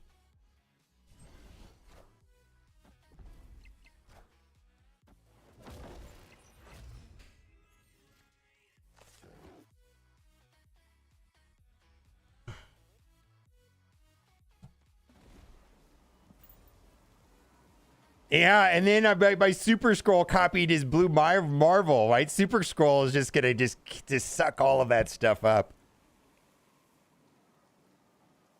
Yeah.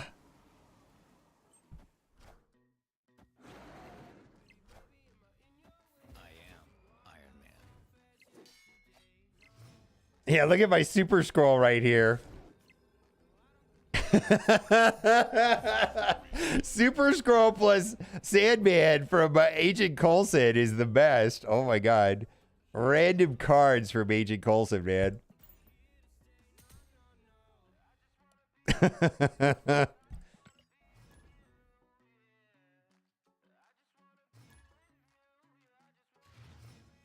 Yeah, Super Scroll is gonna pop off there.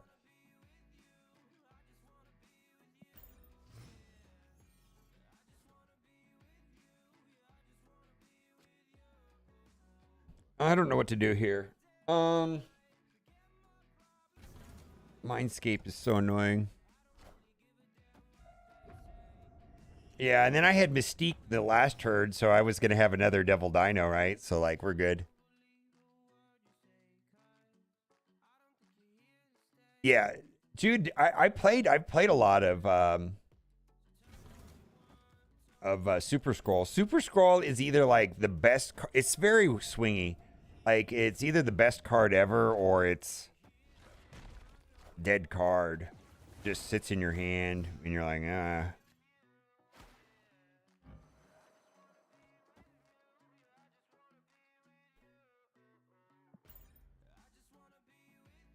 You cannot use anything in place of DARKHAWK in this deck.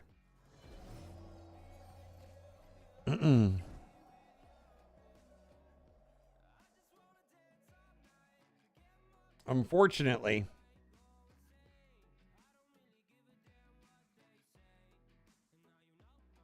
I don't want a White Queen or any of that. How big is his hand? Is Zabu good? I don't know what to do here. I think I just need to put out as much power as possible. Rock Slide? Rock Slide doesn't... I mean, I guess it kind of hurts him because he could draw a rock on the last hand.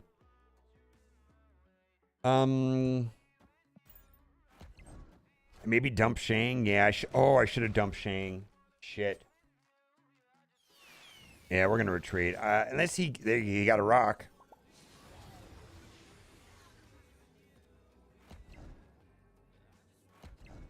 I mean, he's going to Shang-Chi this, right?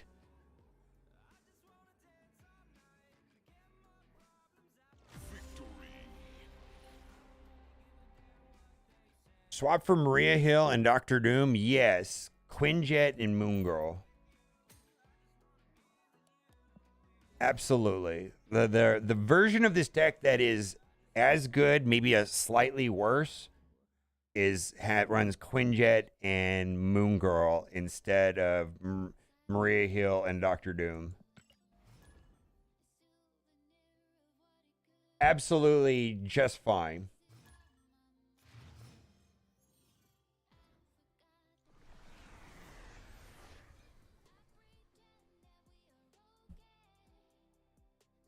Yeah. Actually, I climbed... it looks like I actually have had better luck with that deck than this one. Or similar. This is a 57% win rate. The other one I did like 68%. So Quinjet, Moon Girl. It's the same deck. I just really am enjoying Maria Hill and Doctor Doom.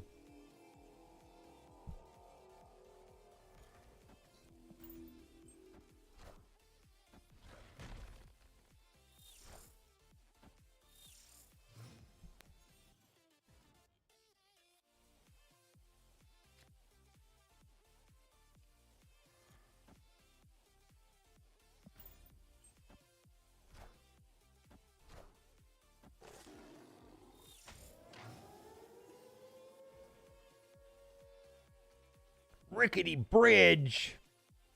Oh no. I don't know, man. I don't really like playing DARKHAWK this early in the match. I'm going to save him. We're going to play Maria.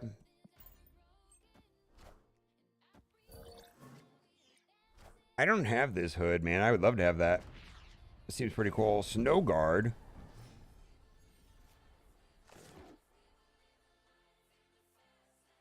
I don't even know what to do with that.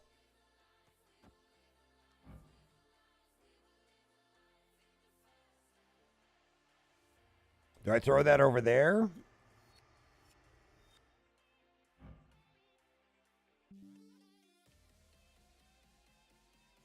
I don't know if I even want to do that. Why would I want to do that? Is that something I actually want to do? Like, holy shit, do I not even want to play this? Dumb fucking card.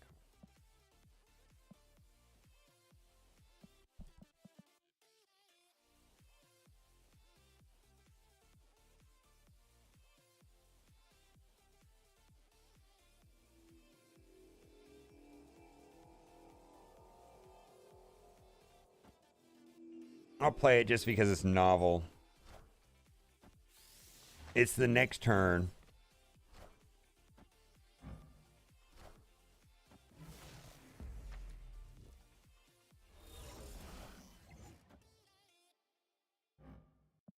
Oh, I see.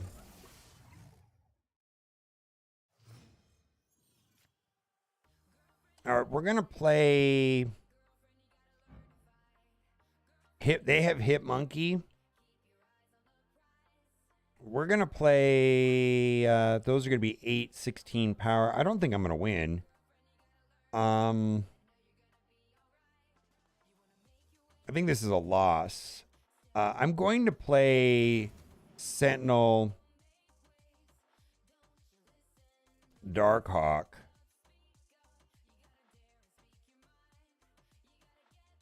Maybe I'll get some use out of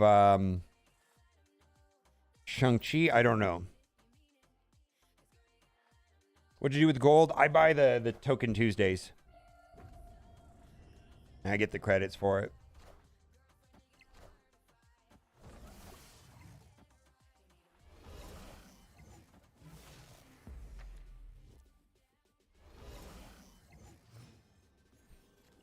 All right, I'm gonna play that there and YOLO this.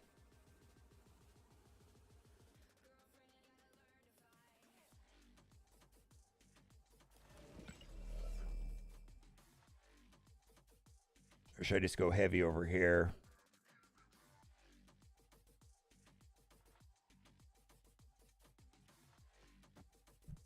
I don't know. I feel like this is a loss.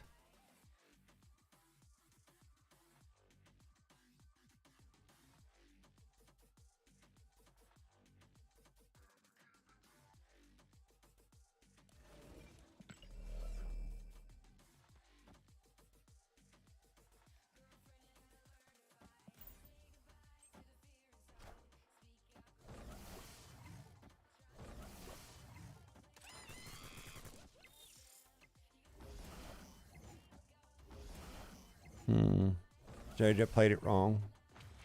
So I should have put Mystique there. Oh well.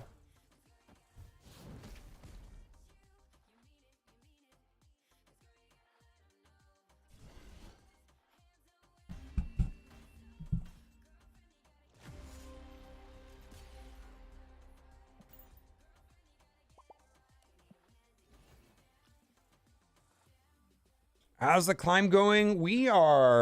We've been treading water for the last hour and 45 minutes. Yeah, I could have played that differently. I don't know that. I don't know. Like, I felt like I could have played that differently, obviously, right? Yeah, I put power. If I would have put my Mystique in the middle, I would have won. I knew not to put the power left. I just didn't know. I mean, I guess I should have just went switch sides.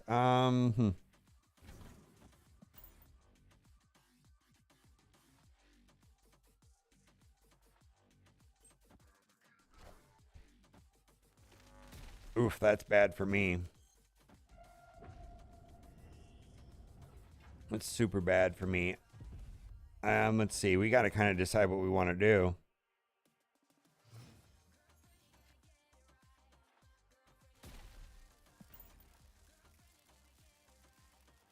Yeah, I don't think I don't think that card is.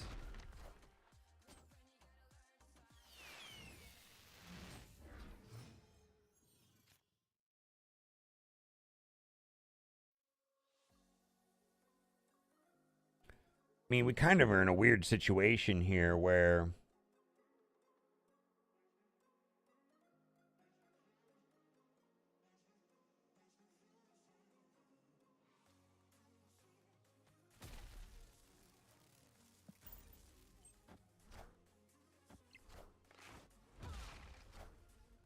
yeah, I mean, it's just a let's see. So that's going to be 10. Devil Dino is going to be more, right?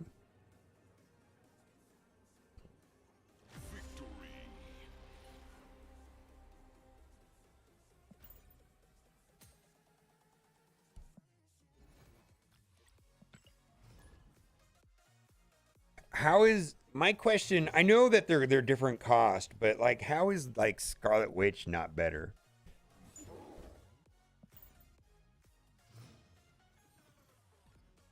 But I think it'll be used in C2 decks. That's actually probably the only thing I could see it being used. Play it on turn 5, but then it's only 50% chance it's the card you want. That seems even bad in C2 decks, right?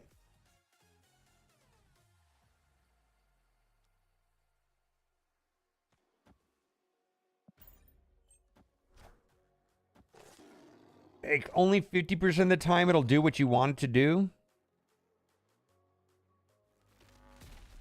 Yeah, but it works for both players. So how is that like amazing?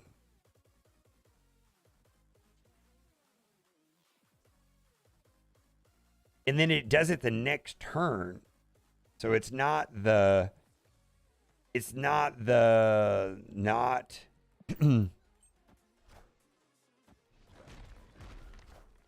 Oh, God. It's been a minute.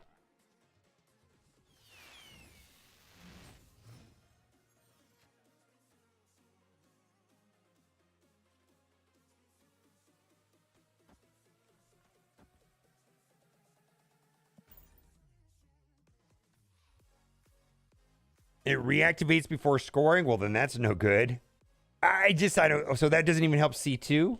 Okay, that sounds horrible. That's even worse than I thought.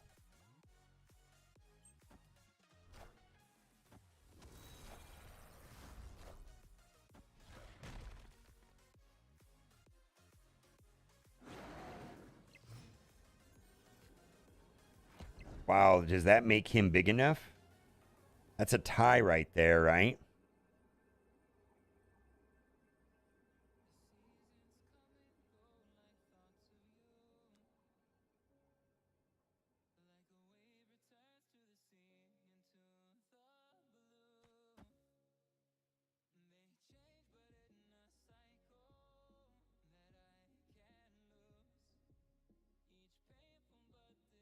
No, it's not a tie. It goes up by 2.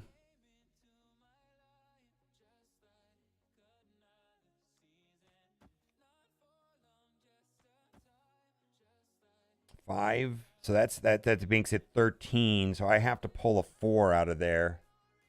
All right. So anything but Korg is fine. Doom is good. Shang-Chi, 2 out of 3. 2 out of 3 is good. Or I pull Doom and I win the game for sure. YOLO, fuck it. Or should I have dumped all my cards in there and tried to get Doom? Now there came Doom. There we go. You're welcome.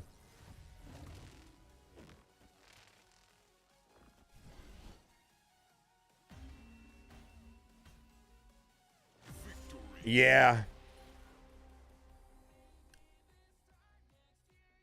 Yeah, M'Baku is interesting, right?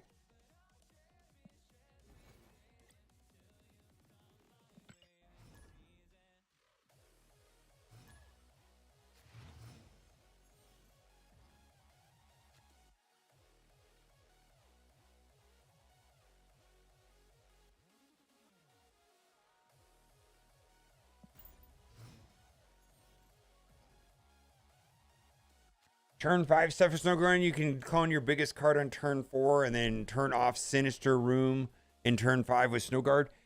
But my problem with the card is it's not really like a surprise factor like Scarlet Witch. Like, there's nothing better than turn 6 Scarlet Witch into Limbo, right? I just got chills thinking about it. Right?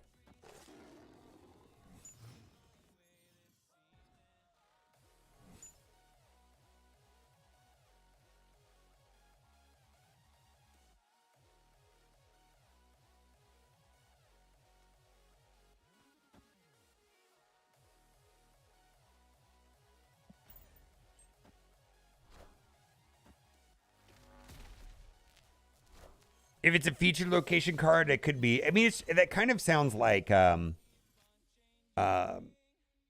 that's weird. It kind of sounds like the most value that I've gotten out of what do I want to do here? I want to play DARKHAWK, DINO, Doom, or do I want to go?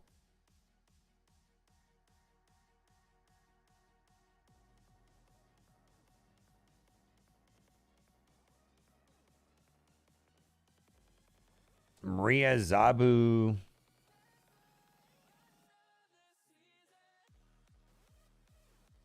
Let's do that. Let's play.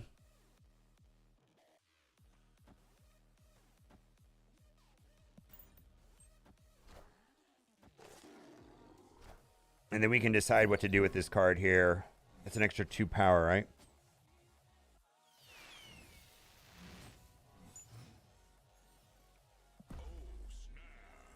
Yeah, take those rocks.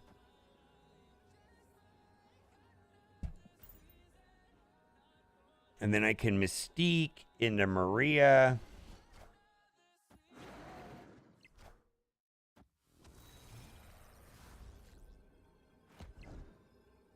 All right. So I can do that too, right? Let's assume that he Odin's or Shang-Chi's me, right?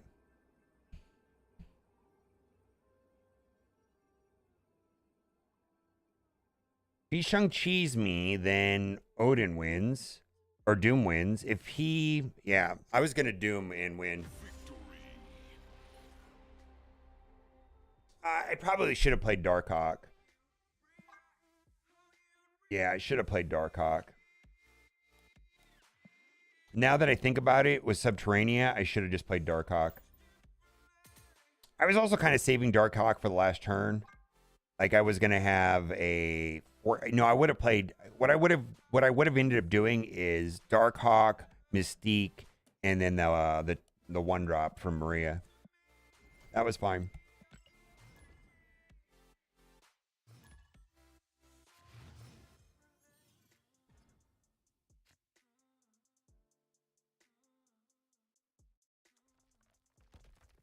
Yeah, I mean...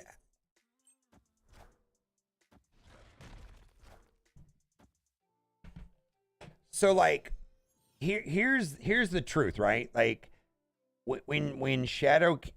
here's the situation with Snowguard, and maybe I'm wrong, but this is the way I see it. Like, when Shadow King...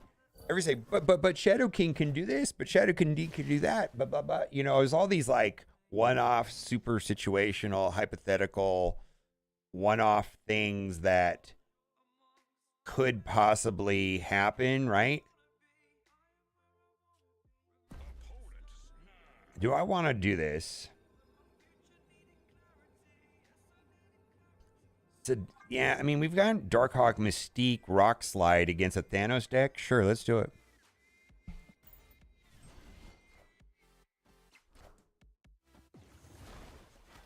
All right, I'm still going to play Rock Slide here.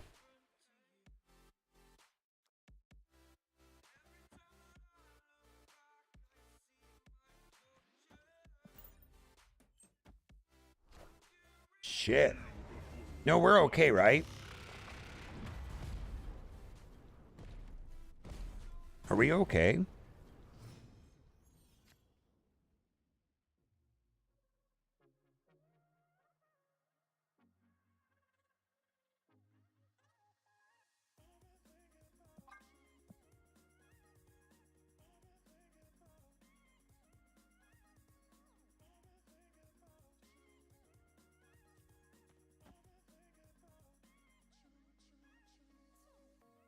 I don't have to retreat yet. Fucking Spider-Man.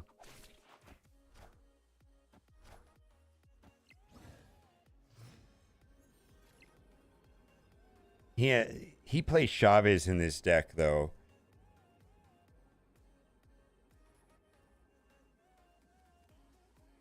This deck plays Chavez. This is that Thanos Galactus deck. I'm pretty sure it plays Chavez.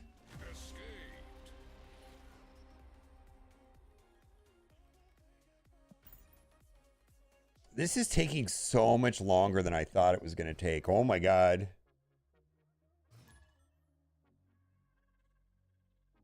Yeah, that guy was also could have for sure he was playing Chavez though, right? Like that deck, I'm pretty sure that I mean it's because it's a Thanos deck, you know, it's pretty inconsistent, so they typically run Chavez.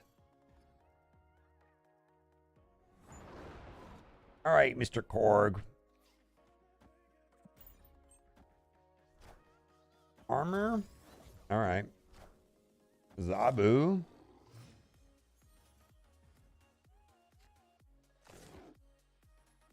Kick rocks. I know, right? It could be they're pushing engagement, right? They're teasing me with matchmaking the closer I get.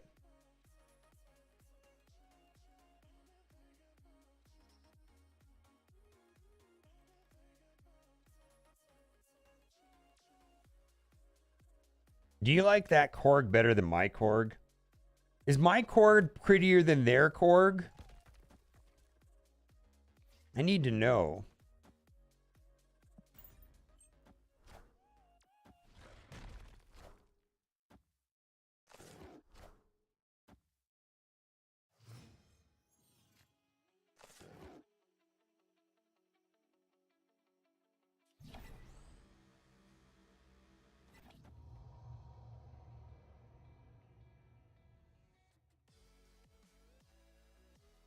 You know what feels better than that?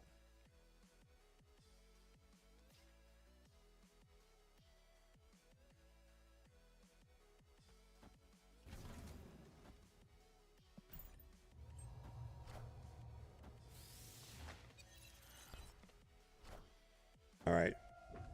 What do they play there? Magic. Oh, so this is that he's gonna skip this turn and he's gonna drop like Infinite and all that other stuff. Is there a way of losing priority right now? I mean, that's what this deck is, right? It's that deck that skips this turn and then on the last turn dumps Infinite and She-Hulk. And he already played Moon Girl. Yeah, this is that Moon Girl deck. Dude, if I had Scarlet Witch right now, oof. Oof.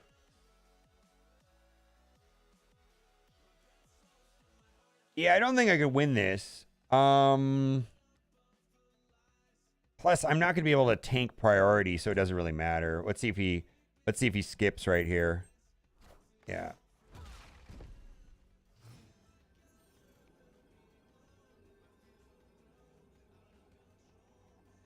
All right, so he has 2 She-Hulks and an Infinite at a minimum. How do I beat that? So he's gonna put the Infinite in the middle. 20 power, so that's done.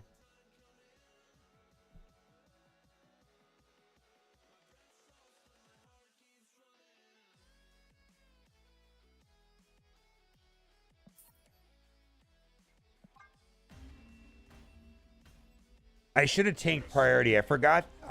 What escaped my. I should have tanked priority. What slipped my mind was Sunspot going there, and I could have tanked priority. Yeah, I could. I could have tanked priority.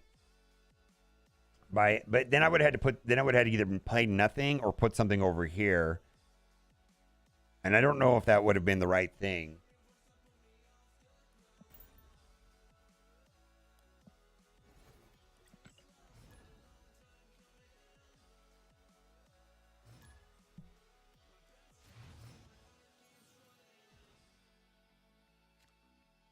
Yeah, I don't know, man. I don't know, man. He was gonna play 2 She-Hulks and a Infinite on that last turn, and something else. Like who knows what else? Because his She-Hulks would have been free, and he would have had 1 extra mana. So you might have like anywhere from you could even run. He could even have double Titanias for all I know.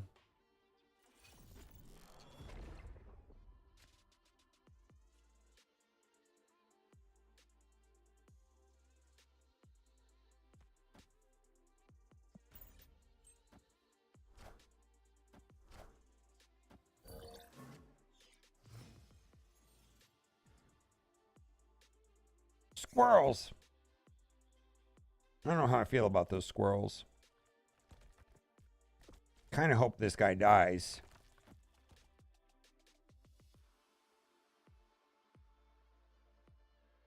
Am I going to run out of space if I do this?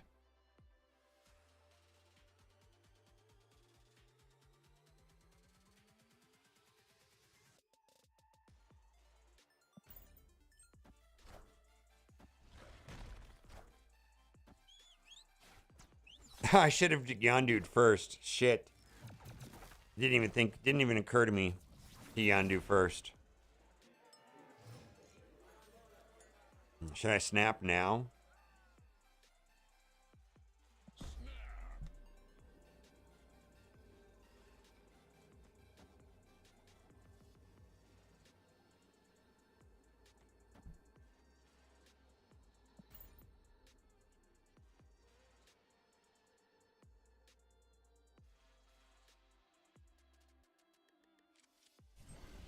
Ah, he played it out.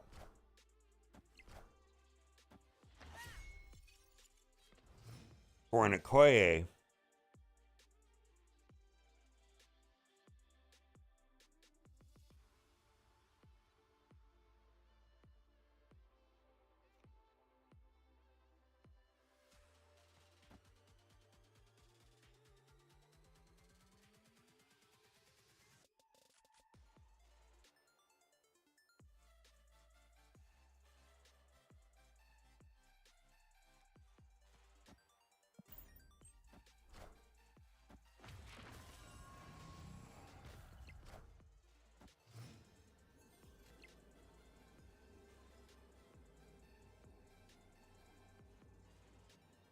Two, 4, 6, 9.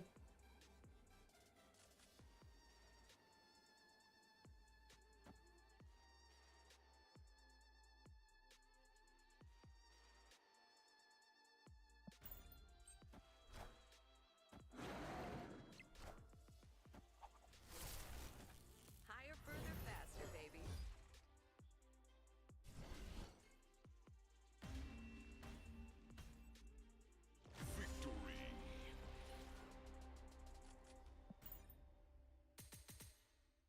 Are we gonna do it?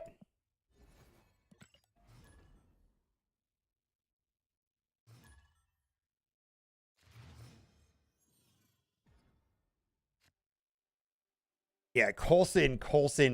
The jury is out on Maria, but Coulson, I can personally vouch for.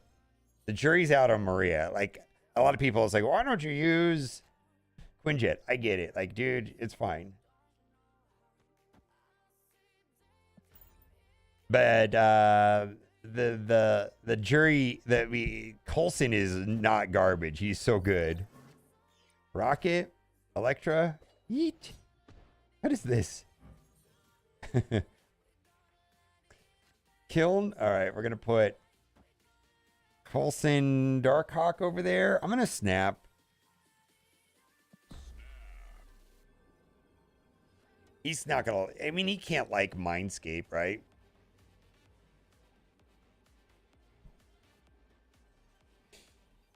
Just retreat. Willow, this is a Galactus player here. This is Willow, right?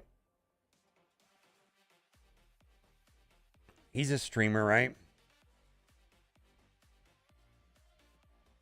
I don't know if he streams or YouTube. I don't really know.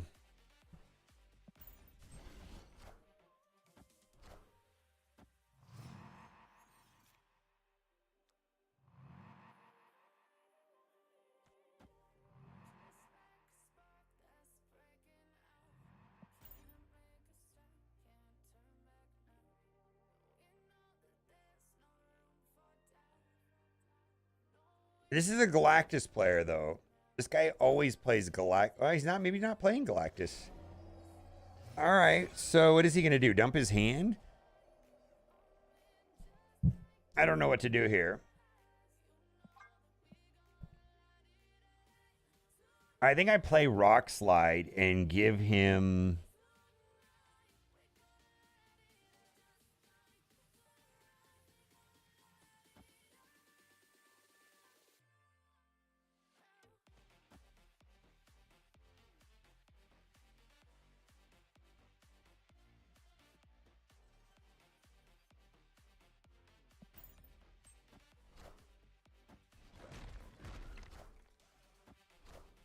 Super Scroll? Yikes.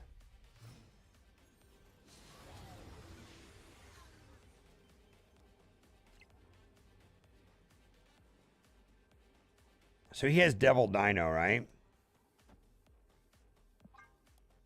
So his Devil Dino is going to be 5, 10, 13. 13. He ties there. Is he 13? He wins by 1. Right?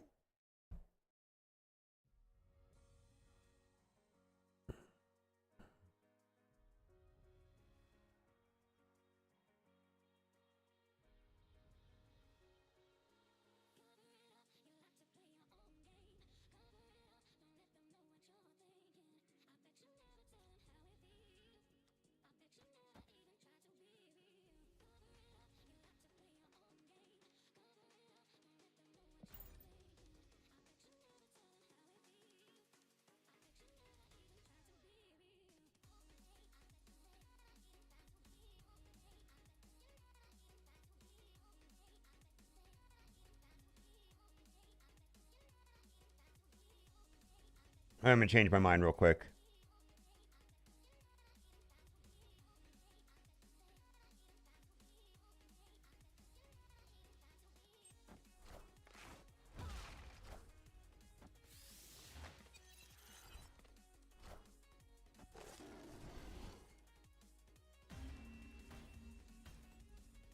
Woo!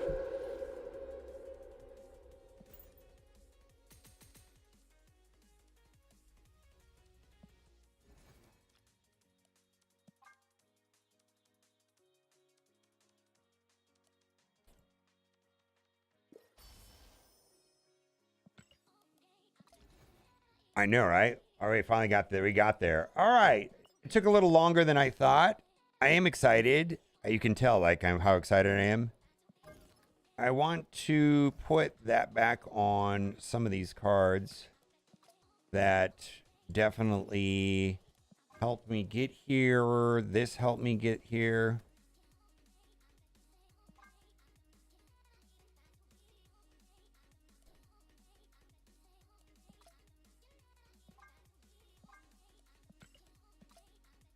Let's see. See, I also played a bounce deck. Although this is not the version that I played. I played a Black Widow version.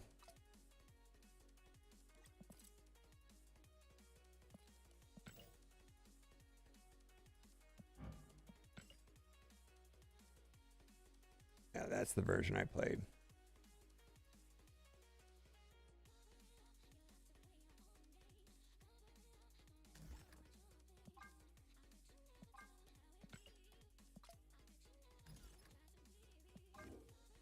Let's see. What other card did I use?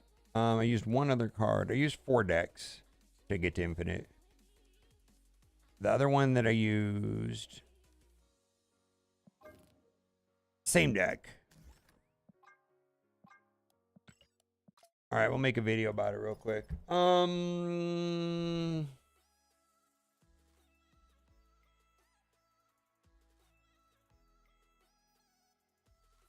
Sarah Control.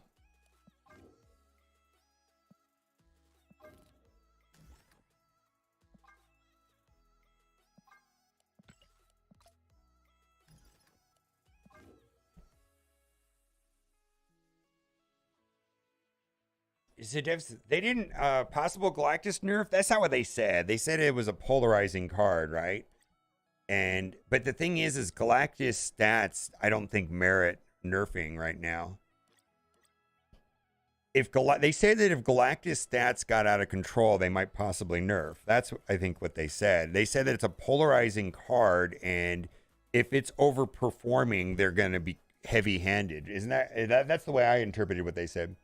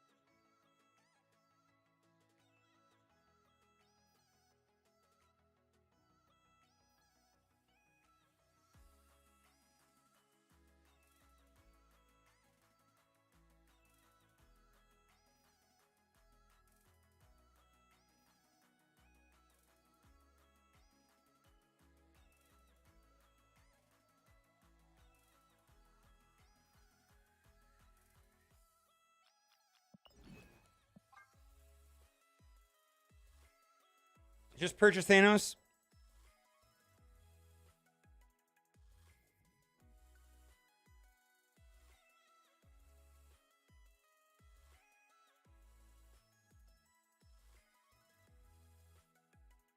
Your favorite Soku? There's a couple components. I mean, you need to play a reasonable deck. Then you have to know how to play the deck, and then once that is done, like I believe those two things are pretty simple. The third part, which is more abstract, and I can only tell you that it's important, but I can't explain to you how it's important. But retreating and retreating is very important. And if there is a possible card in your opponent's hand that would allow you to lose the game, assume they have it and retreat. Deck sizes are small in Marvel Snap, and your opponent is seeing 75% of their deck. You need to assume that they have Shang-Chi, and you need to assume that they have Chavez. And if you're on turn 6 and you're saying, how am I going to lose to Chavez? How am I going to lose to Shang-Chi? And if you can say, well, I will lose if they put Chavez in the third lane, you need to retreat. If they put Shang-Chi in the right lane, and I'll lose, then you need to retreat. Like big time. Yeah, you have to, or Doom. The 3 cards that I consider on every match is Doom, Chavez, and Shang-Chi. Just assume that your opponent has it in their hand. And if you lose to any one of those 3 cards, probably should retreat. Yeah, Doom also. Yeah, Doom. Yeah, it is the hard way to do it. And then you have to retreat if you're going to lose to one of those 3 cards.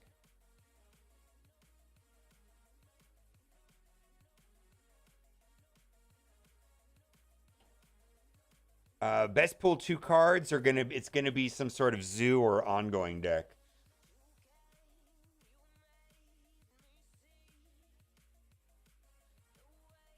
Sunspot with Infinite? Yeah. So if you're in pool 2, you're gonna have a hard time. I'll show you a pool 2 deck, and maybe you can consider using this deck here. Yeah, you're just gonna have to enjoy the process while if you're doing pool 2.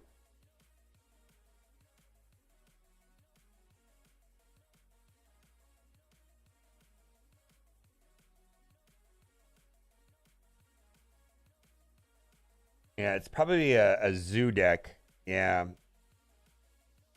This probably is the best pool 2 deck right here.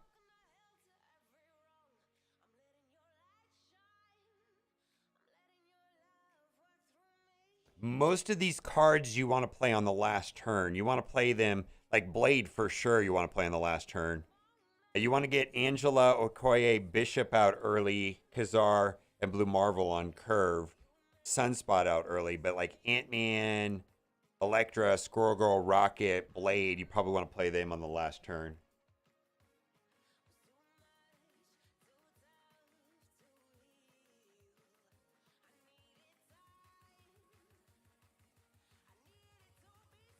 It's not going to be ultra competitive, though.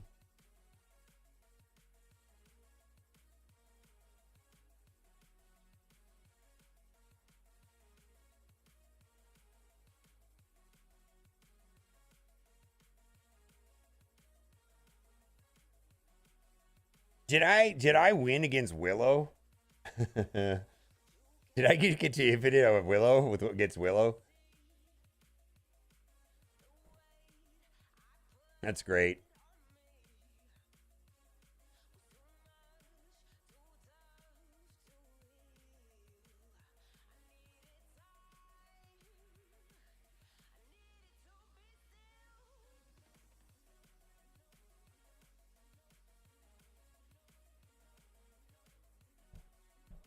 Yeah, if Sarah, you really have the thing that's kind of weird. So there's an advantage and a disadvantage to playing a lot of different decks. I play a lot of different decks. The advantage to playing a lot of different decks is then you understand what they're playing. Like when I saw that Magic come down, is like, shit, this is a She-Hulk Infinite deck. And then you know to retreat. But the only reason why I know that is because I played that deck. And you kind of have to play, you have to know what your opponent is playing. And then when you know what your opponent is playing, always assume that assume the worst. Because they have it. Mathematically, they have, you see 75% of your cards every game. They have the win condition. They win. If you can imagine that they have a win condition that's logical, they have it. Retreat. Don't always like, I wonder if they have null. Do they have null? They have null. They have null.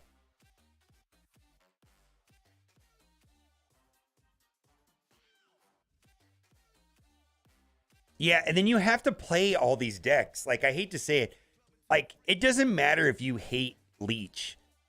You need to play that deck. You have to play it. Like, you have to play it to you kind of have to understand it a little bit, right? It's kind of a sick idea there that you have to kind of understand what you're playing against. Like, you need to play all the decks a little bit just to understand how they work. Yeah. Always assume the worst. Yeah, because mathematically they do have it. Yeah, mathematically they do have it. And then the other thing too is you want to snap optimally between 3 and 5. Let's say on turn 5. So let's say your win condition is on that deck right there is Blue Marvel, right? Let's say the win condition on the deck that I just showed you is like turn 4 Khazar, turn 5 Blue Marvel, turn 6 play all of the cards, right? Just play all of them, right? Well, you want to snap before you play Blue Marvel if you think you can win. If you're looking at your opponent's board and you're like, Blue Marvel, I got this. I've got Angela and Bishop out on the board. I played Angela turn 2, Bishop turn 3, Khazar turn 4, Blue Marvel turn 5. Turn 6, I'm going to dump my hand. Well, you played Sunspot on turn 1. And then you dump your hand on turn 6. You want to snap before you play Blue Marvel on turn 5. You don't want to snap on turn 6.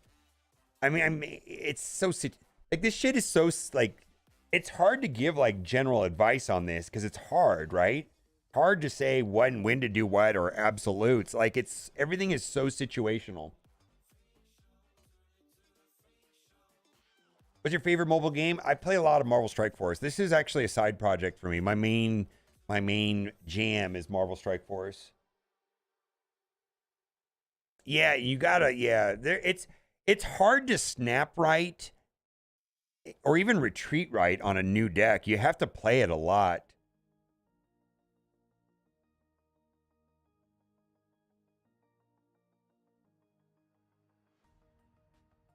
Oh, well, that's the other thing too, is you need to know what decks have Killmonger.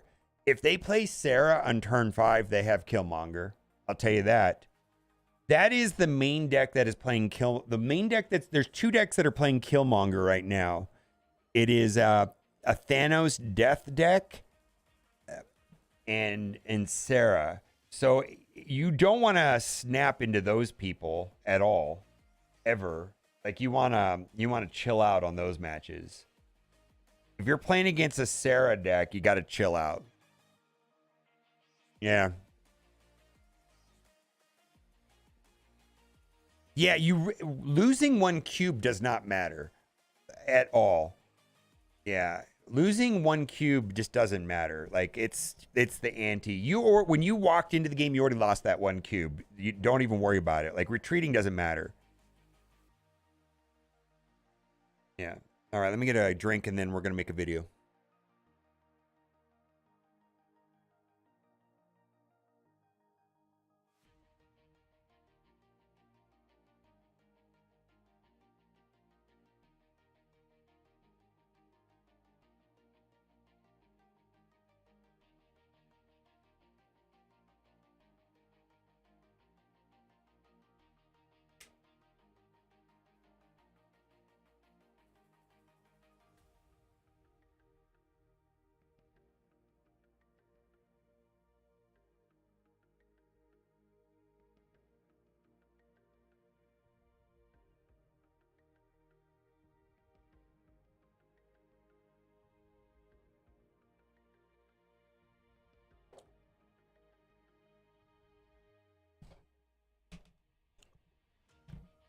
That's all. That's all. That is another thing too.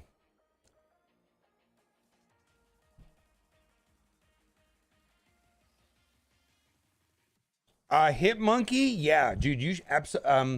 Hit Monkey would be amazing in that deck I showed you. Hit Monkey would be amazing in this deck. What would I take out? Hit Monkey would be amazing in this deck. Do you have Mysterio? Mysterio. Do you have? If you have Mysterio, you want to use Mysterio also. But take out Blade. What do you think? Take out Rocket. Take out Okoye. But yeah, you definitely want to play Hit Monkey if you have Hit Monkey. Hit Monkey would work super amazing in this deck.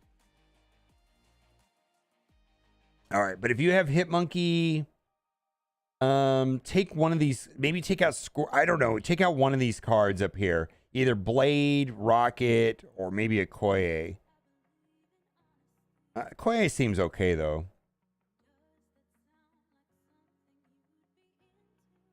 Yeah, Hit Monkey would be good. Again, save Hit Monkey for turn 6. You want to play as many cards as you can. I think Hit Monkey would be great in this deck.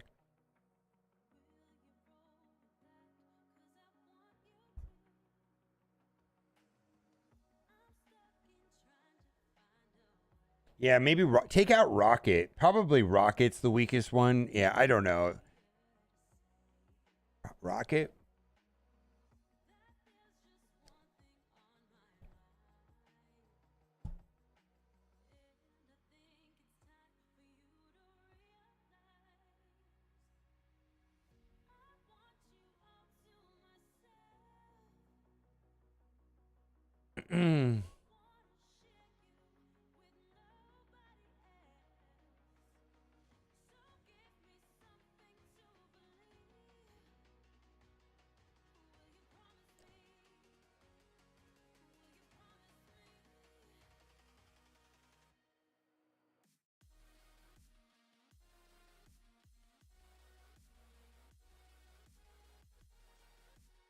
Yeah, no, Hit Monkey 1000% goes into that deck.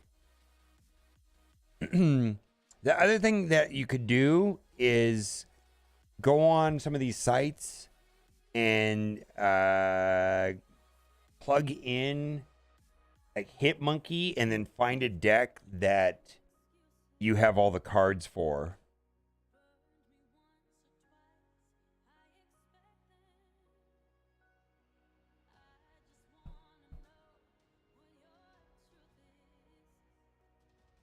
That's not what I want.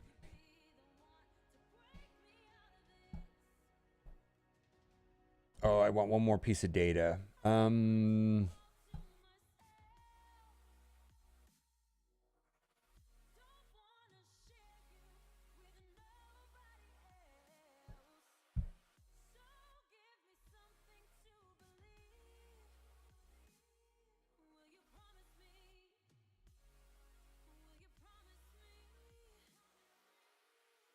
Took me the same number, about the same number. I actually got there in 882 games.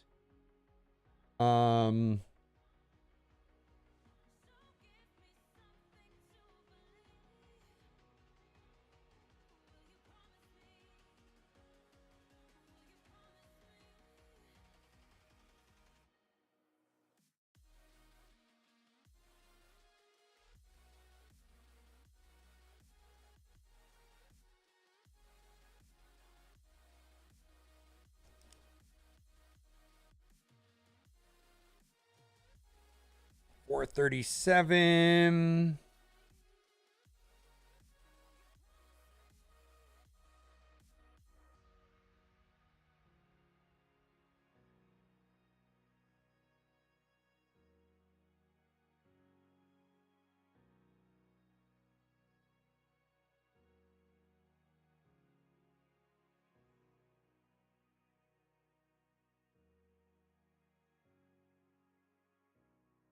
$896, $822.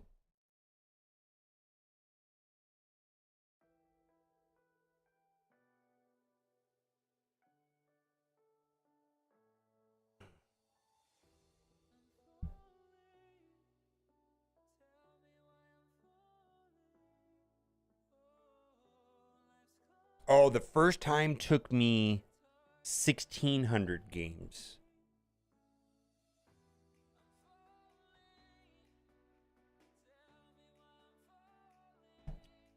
$1,600 to hit infinite the very first time. Less than 690 games. I've done it in as low as 400. I don't know, man. I don't know that it's good or bad or what to do it in low numbers or high numbers. I mean,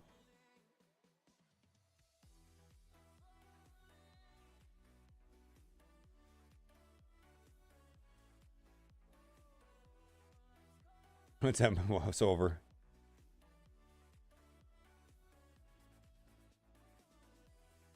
Yeah, the first trip to Infinite is brutal because it sucks ass, dude. The first time you hit Infinite, it was 1,600 games for me.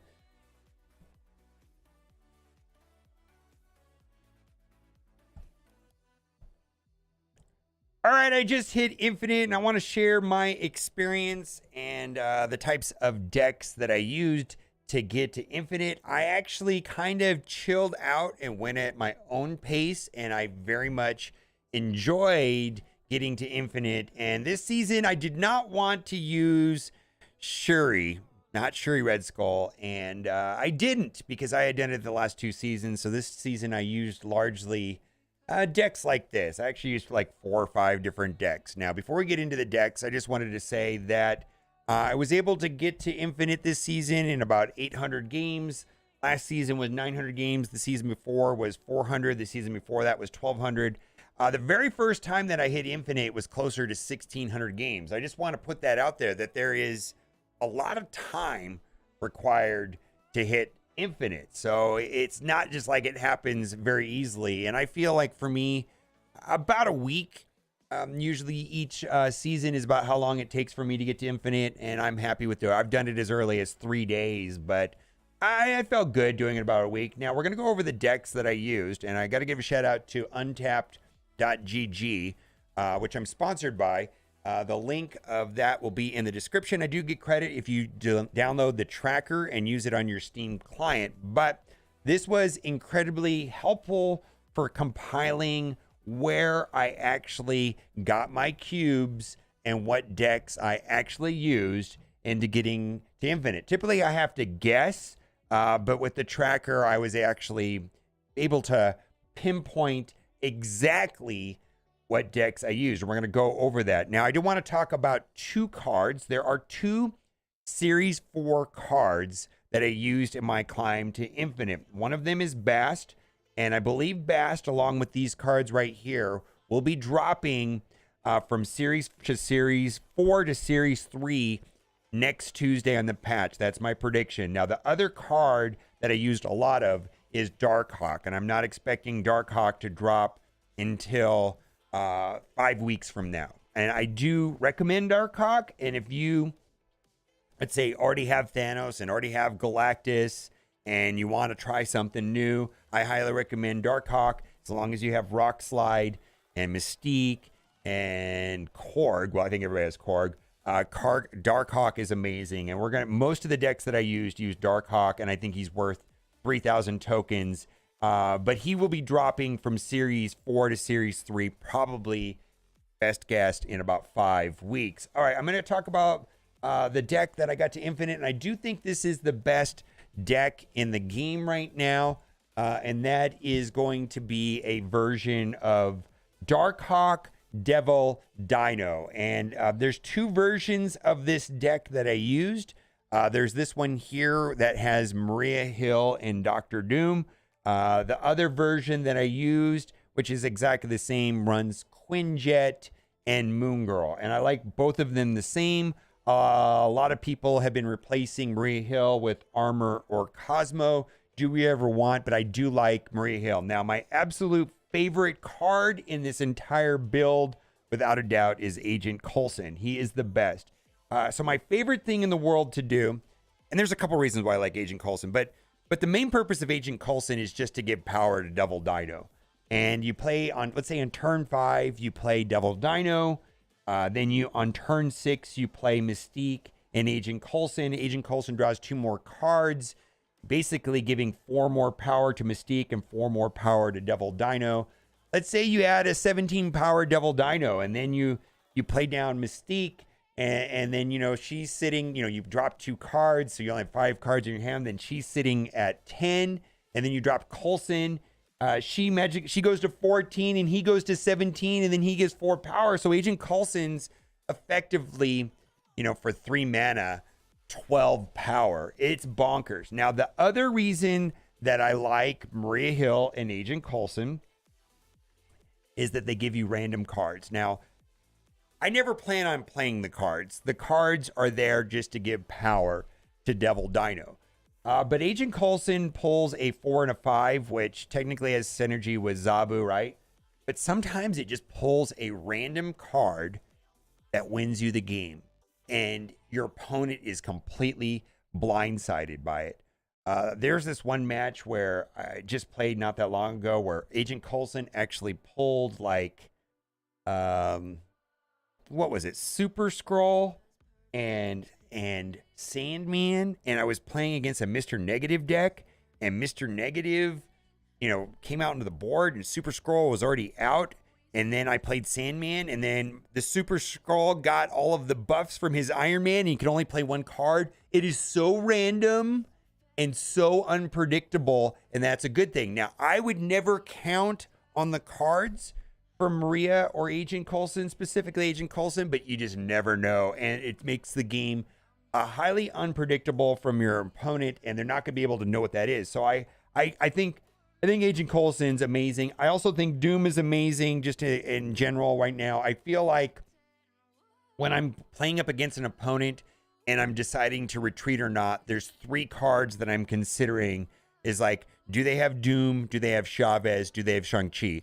And if they can beat me with one of those 3 cards, I'm probably retreating, because 40-something% of the decks right now are playing Shang-Chi. It's the most played card now that they've nerfed Sunspot. He's took place of Sunspot. A lot of decks run Chavez to make them more consistent. And then the superstar, ever since like the Arrow nerf, is Doom. So those are like the 3 cards that I'm always considering in every match. And if I think that they can win with one of those 3 cards, I'm probably retreating. And again, if you don't want to play Maria Hill, I get it. Quinjet, Moon Girl are excellent options. I had quite amazing results with these decks. The Quinjet verse, and I had a 68% win rate. I gained 6 cubes, and that is fantastic. And that means I was averaging 1 cube per game. And then on the Maria Hill Doom, I didn't quite have the same results, 0.53, and then my win rate was 53%. So this data suggests that the Quinjet Moon Girl version actually was better for me. Now, the other deck that I played that got me here was a bounce deck. This is a deck that was, let's say, popularized by Jeff, and he played it in a tournament, and Hitmonkey made it better. There's a couple versions of this deck. A lot of people remove Black Widow and play Falcon, or they remove Chavez and play Falcon. I think the Falcon version without Black Widow is actually a little bit better. There's some mild synergy with Black Widow and Korg for sure, but it also runs DARKHAWK. This is a ton of fun to play. I played this early when the Hitmonkey came out, and I was able to climb with this deck. It is a blast to play. That there is a higher, like this doesn't have like a linear path. Like you have to make a lot of decisions. You know, what do you do? You know, should you play Bishop before, you know, or when do you play Bast? You know, all that stuff. But typically, I want to just talk about this. And I've talked about this a lot. There's this Mysterio package. There's some insane synergy with Mysterio, Bast, Hitmonkey, and Bishop. Mysterio is not like Squirrel Girl. Mysterio is not like Doom. Mysterio's not like White Tiger. It's basically you're playing 3 cards simultaneously 3 zeros, and then one of them converts to a 4. So 4 total power. The interaction with Bast is amazing. You play Bast when you have Mysterio in your hand, and they all get converted to 3s. So when you play Mysterio, you're playing 3 3s, 9 total power. So Bast basically is feeding 5 power to Mysterio.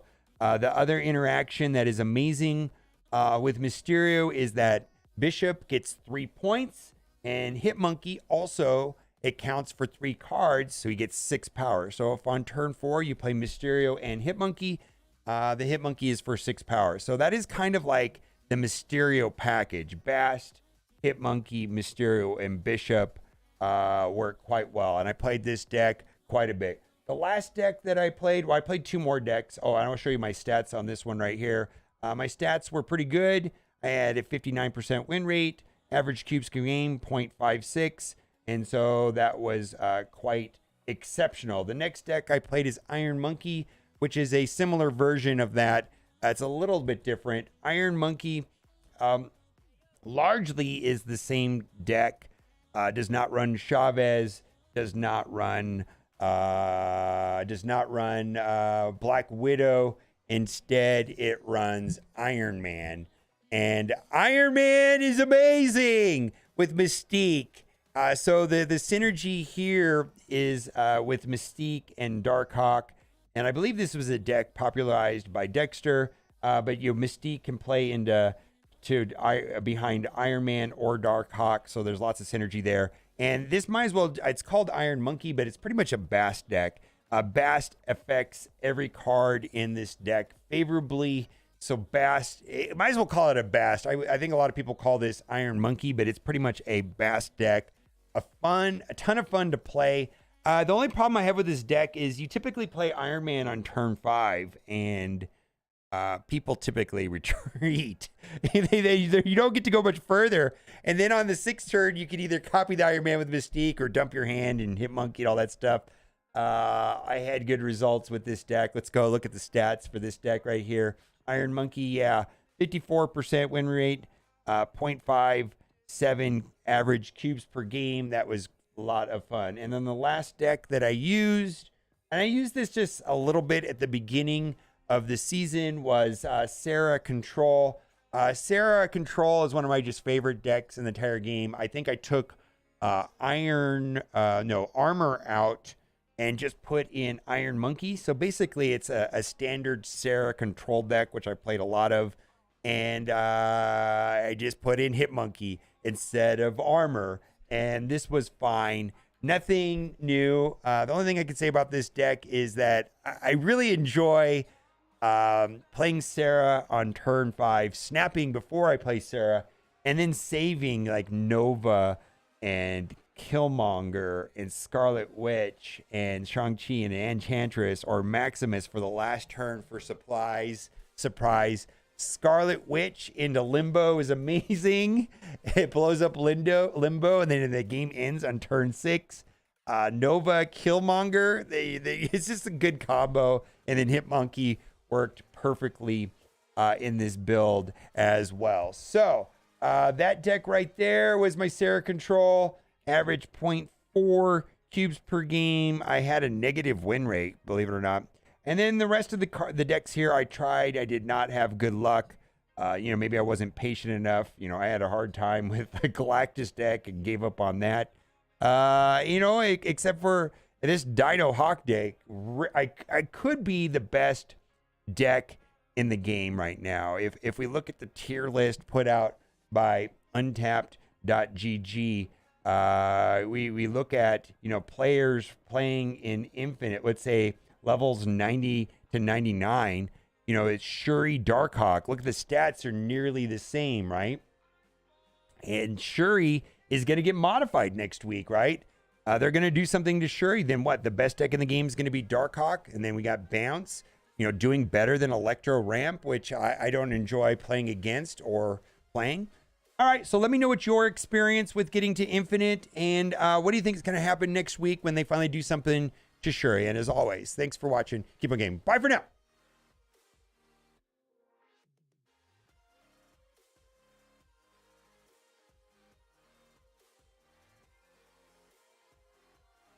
50 cubes help a lot. Yeah, basically instead of it being 280 cubes to go from 70 to 100, instead of being 280 cubes, it's now 200 cubes.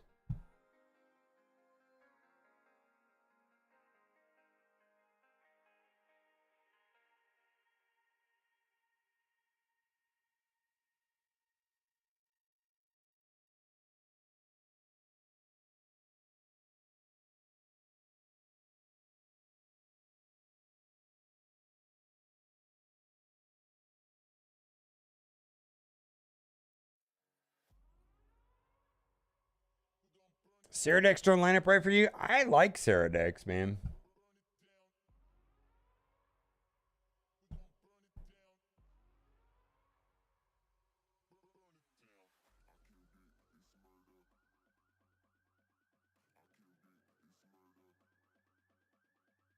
Yeah. Going from 95 to 100 can be challenging.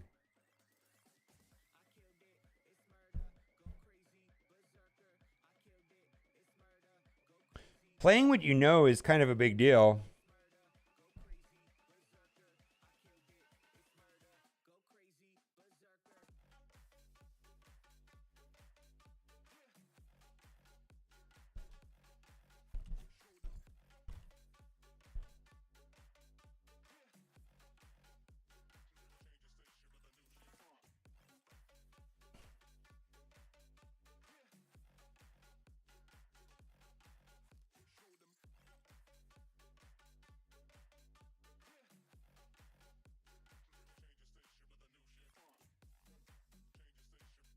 All right. Should I make a video about KM Best's video or the whole matchmaking? Do you guys like that conspiracy theory shit that we were talking about earlier? And Steve, did you read that article? What did you get out of that EOMM article?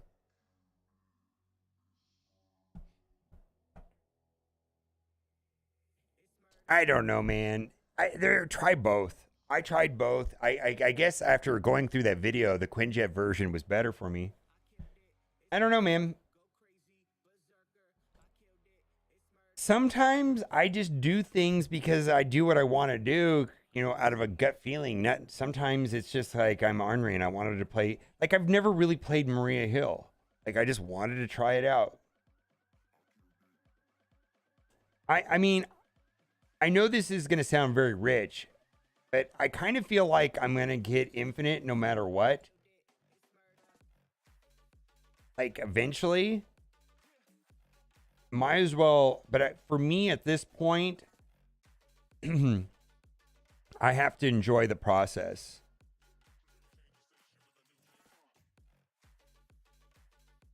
Because if I just wanted to hit infinite quickly, I would have played Shuri. I would have done it offline, and I probably would have banged it out in 24 hours. But I wanted to do it without Shuri, and I wanted to try different things. You know what I mean? So I mean, I don't know that Maria's better. This could be the best deck list right here.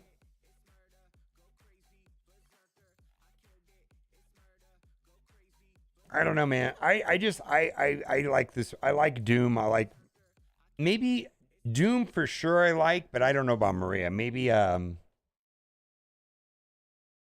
or Cosmo. I don't know. Oh, Maria is not the worst card in the game. She just feeds energy into a Devil Dino. Worst card in the game is Angel. Right? Or Agatha. Try both. See what works for you. Agatha's the worst card in the game. Then it's Angel. I knew it was one of those two cards. I don't think Maria's anywhere near the bottom.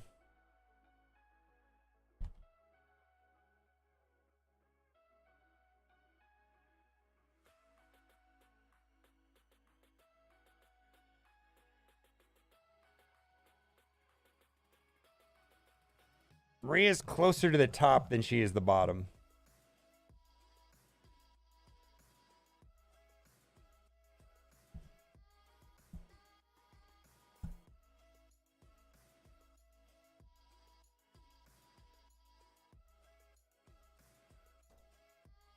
Maria is not nearly as good as Agent Coulson. Agent Coulson is like 100 times better than Maria. I'll say that.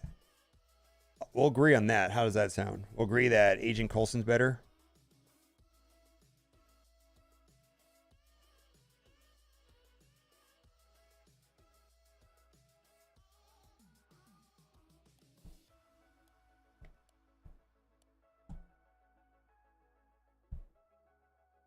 Agent Coulson is so good. I had no idea how good Agent Coulson is. He is so good. He's very good.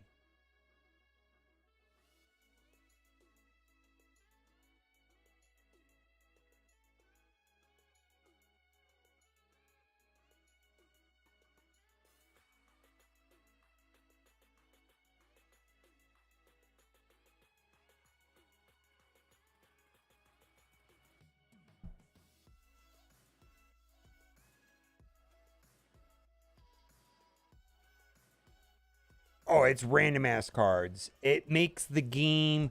Sometimes you pull random shit with Coulson that just wins the game. Like, it's bonkers. Like, it's very gratifying. Let's see, what do I want to do this with?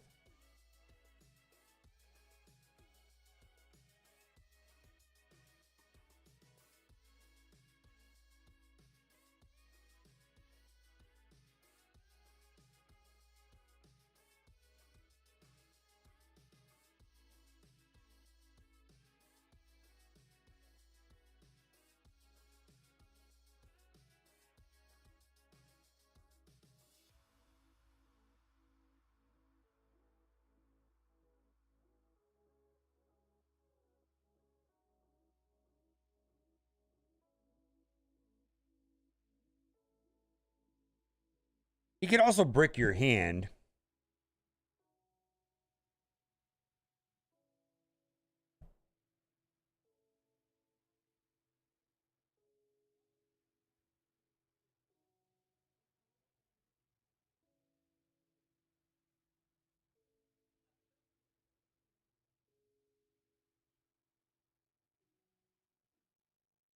How do I do this?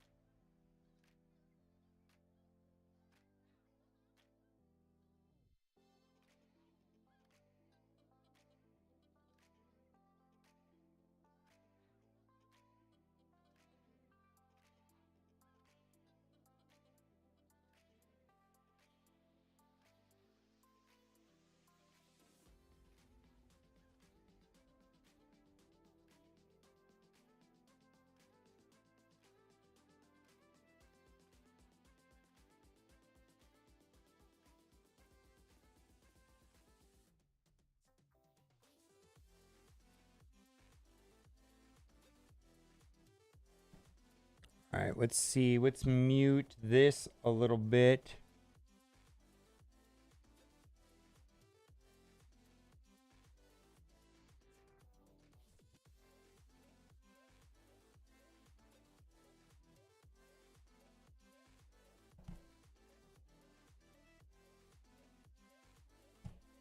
Let's make the Snap logo a little bigger.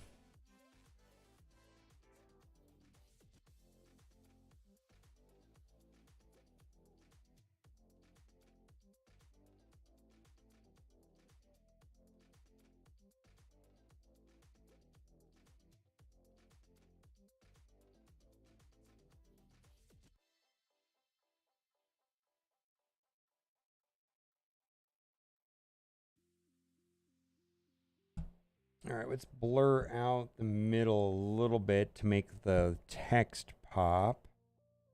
Let's see.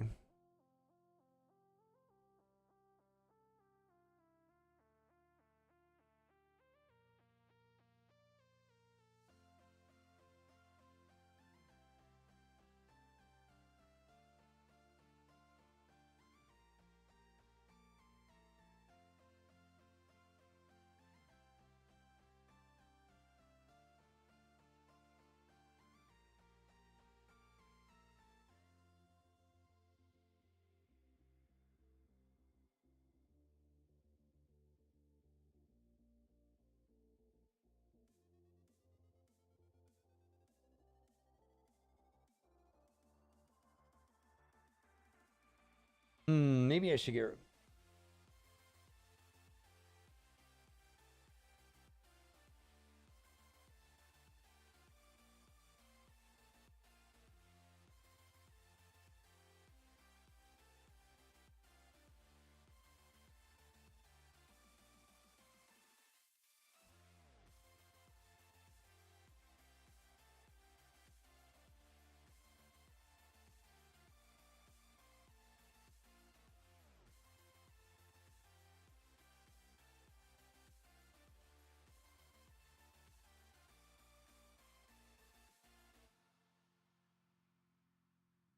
I don't know if I like this.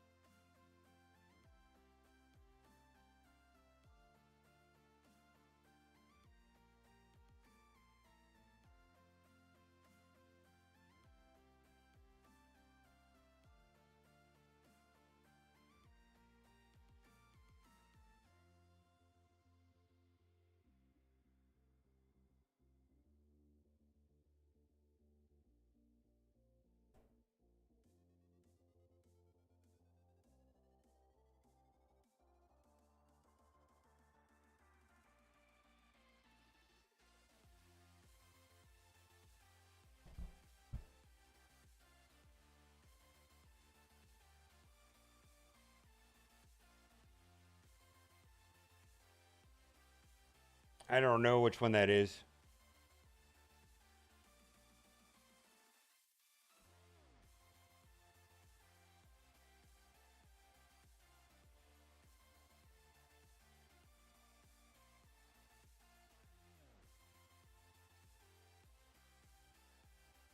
I don't watch a lot of YouTube videos.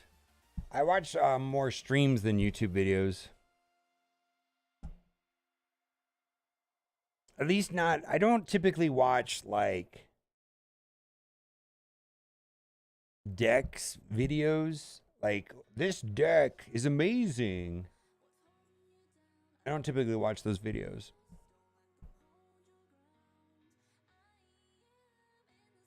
I like watching that information live.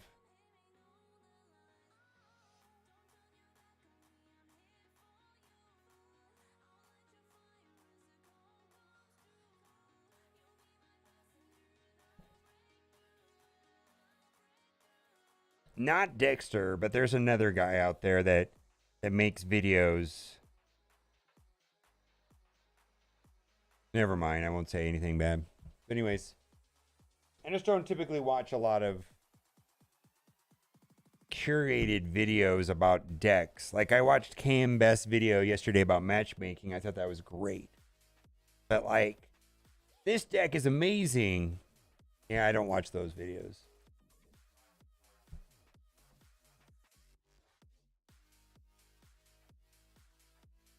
And some of the people that make those videos are very good about disclosing whether or not the deck is actually good or not, or if they just made it look good.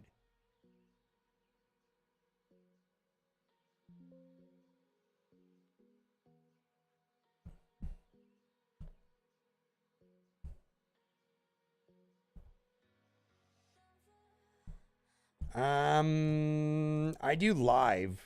The video I've stopped editing. I've stopped editing my gameplay videos for that reason.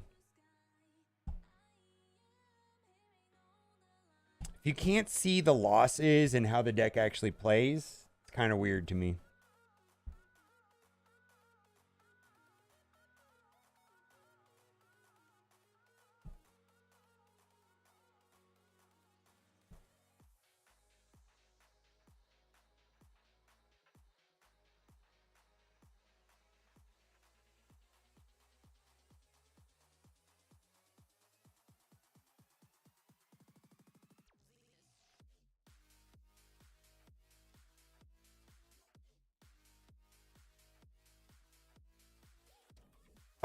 The pixel art makes the other ones look. I mean, the other ones look good, I guess, and more rare. Like, if all the cards look good, would any of them be special?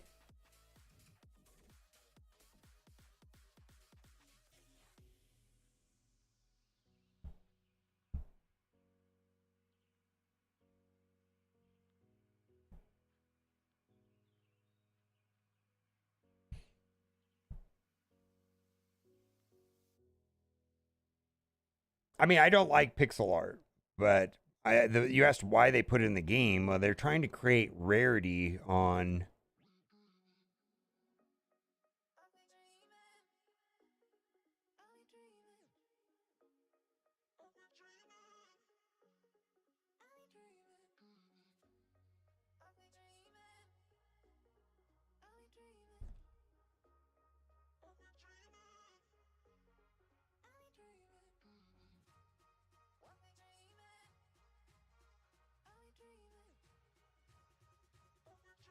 Yeah, I think Cozy puts out great videos.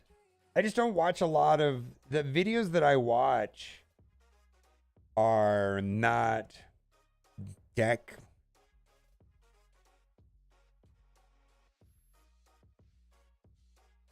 I think Cozy puts out good videos. Regis puts out good videos.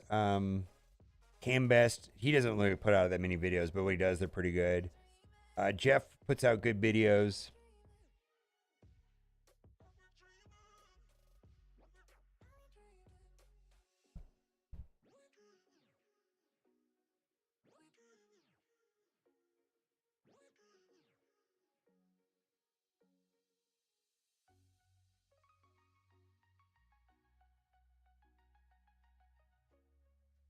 Dara's good. Dara's amazing. Actually, Dara's probably one of my favorite guys. I forgot about Dara.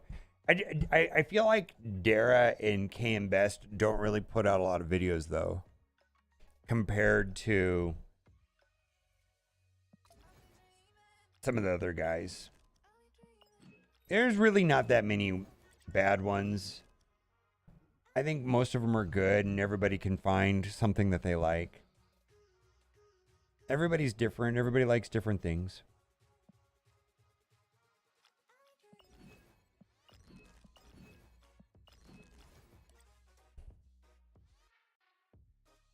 All right. Paid Pumper. Yeah, he's very good.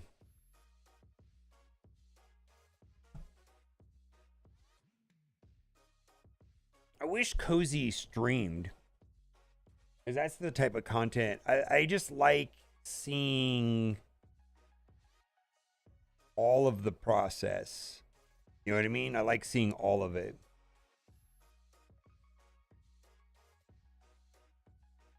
Not everybody likes watching streams though.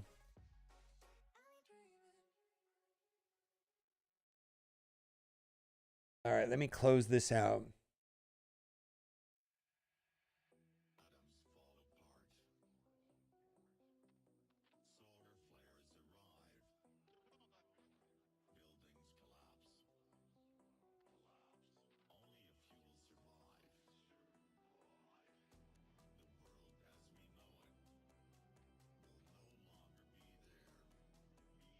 This article right here.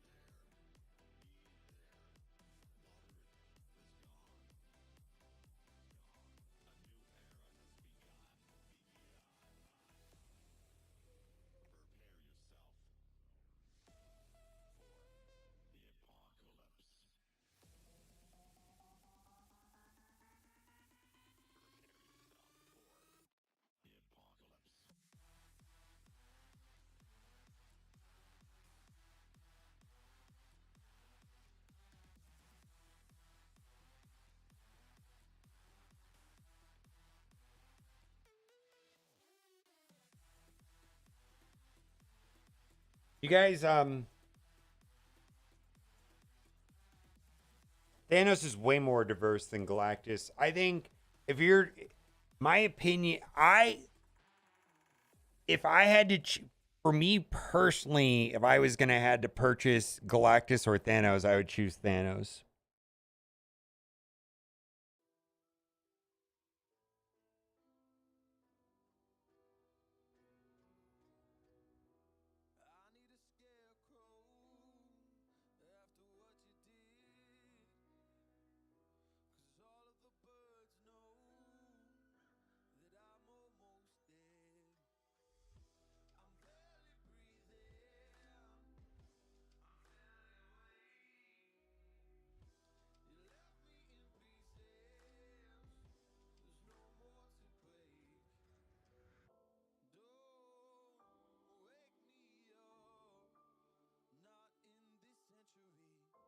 Yeah. Thanos is the way to go.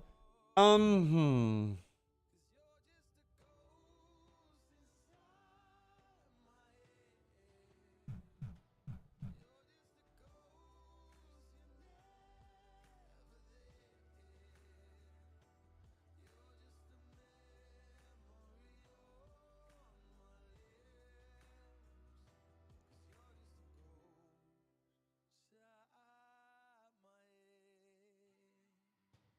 So what is the point of this article? The point of this article is that there's this debate inside of the the developer community, where, and this research paper that was done between UCLA and it looks like in conjunction with Electronic Arts, right? Where they go out of their way to prove that engagement optimized matchmaking is superior to that of skill-based matchmaking. And you may not want to hear this, but what the developer community is saying and suggesting is that they fuck with matchmaking so that you don't quit the game. That if you lose 10 games in a row, you delete the game, and they're going to not let that happen. If the game is too easy or if the game is too hard, then they start messing with the matchmaking so that you continue to play. And they have a way of doing that. And that's what this research paper is about. Yeah, it's just a framework. Yeah. Is Evolutionary going to be a big bad? Probably. I don't know if it matters. He's going to cost 6,000 tokens when he comes out. Also, Activision, which Ben Brode is from Blizzard Activision, right? Had patents that they said they never used, and they don't always use these patents. Related to matchmaking markets have been controversial. Suggests potential. Oh, I would say common practice, including game developers, Activision file patents, way of protecting intellectual property and preventing others from using technology in the future. Just because the company files a patent doesn't necessarily mean that they intend to implement the technology, but the ones that they have. One of Activision's patents related to matchmaking and microtransactions has been controversial because it suggests the potential for a company to use player data to create a pay-to-win environment, incentivize players to spend more money on in-game items. The patent right here describes a system that matches players who others have made similar purchases who create social pressure to spend more. Then there's another one related to matchmaking because it's devoted toward prioritizing player engagement and retention over fair play and balanced matchmaking. So, I don't know. I'm trying to think if this even matters.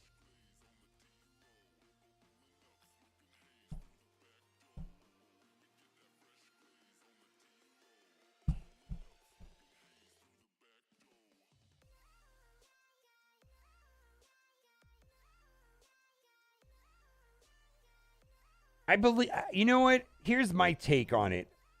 I hate to say this. Why do I think that they're lying? I don't. I actually do not think that Second Dinner's lying when they say that it is MMR, it's skill-based matchmaking. It is what it is. And they say that the decks they do not look at your decks and it's 100% skill-based matchmaking. Why would I assume they're lying? I don't feel like they are liars yet. I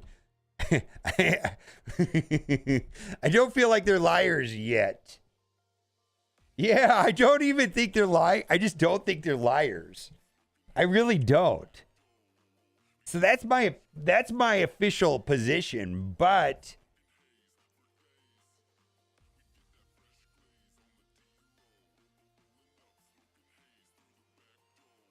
all right, so they got the Galactus comment right here.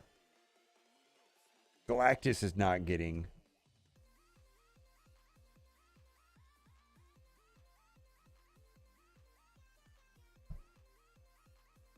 But he's not.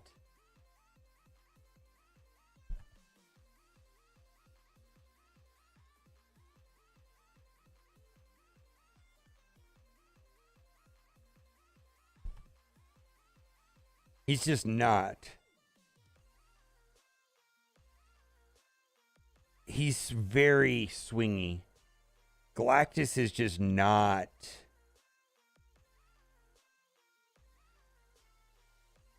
You know what I mean? I don't feel like Galactus is oppressive from a numbers point of view. 50% win rate, 0.3 cubes. When he's played, yeah, it goes up. Right?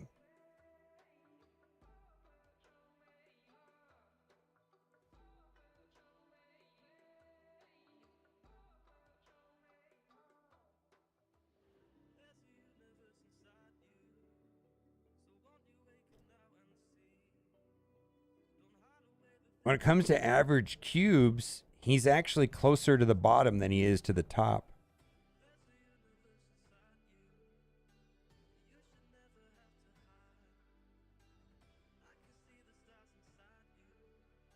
And if we look at win rate, he's a lot closer to the bottom.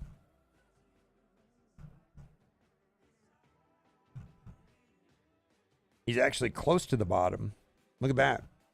He's in the bottom 25% of cards. So does that answer your question, Jason? I don't think they're nerfing Galactus.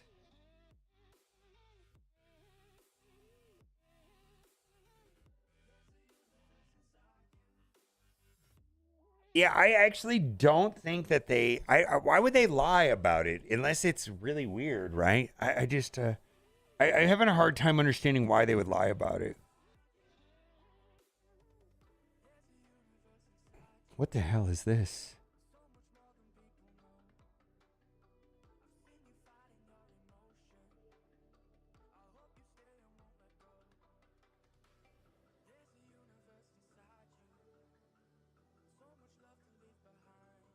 Stop complaining about Galactus.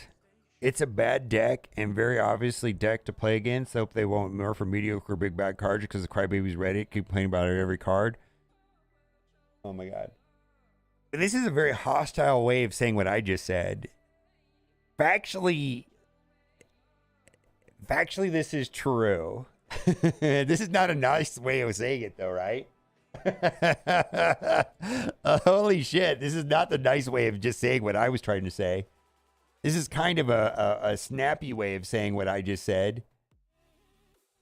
Yeah, I don't think Galactus is getting nerfed.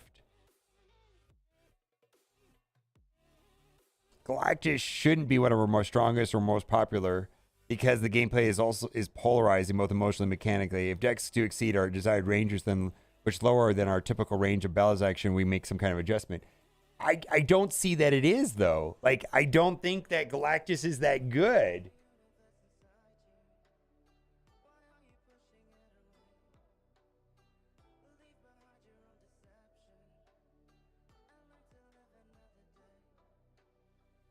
That's the Reddit way of saying what I did, right? Stop complaining about Galactus. It's a bad deck. Yeah, very obvious deck to play against. Yeah, I mean it's true. I don't know what to tell you. It is popular though. 10% is high.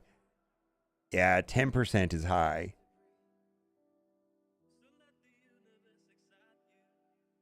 I wonder when. Okay, so they nerfed Sunspot when he was at 45%. And Shang-Chi now is at 43%. You know, I'm glad that they're saying that it is a polarizing. Anyways. Have you seen a reverse Galactus play?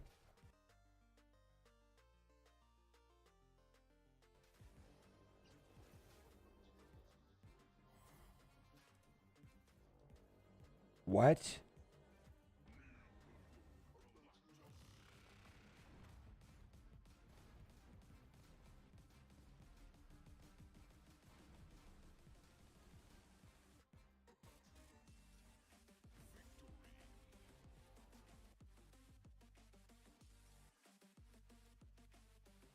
They won't touch Son. They might drop him down for 2 power. I would still play him all day long. If they drop Sean to 2 power, I'd still play him all day long. Holy shit.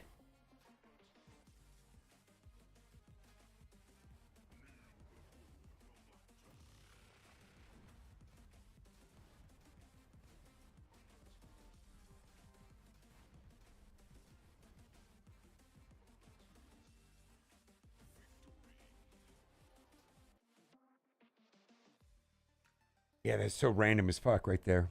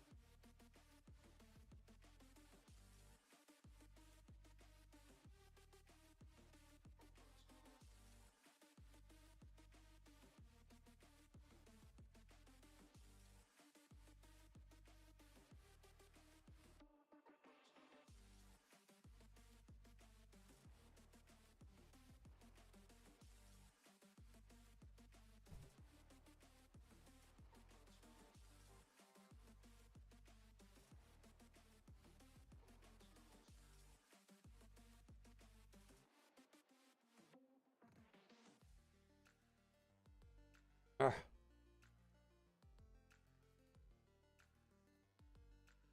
What the hell?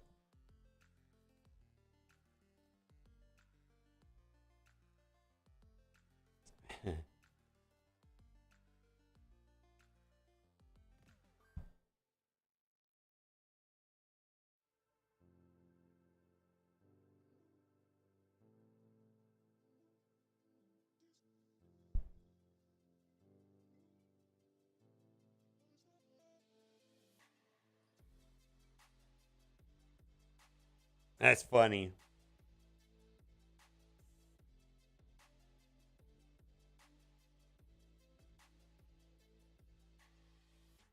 Grinding from rank 40 to rank 40 this week? What?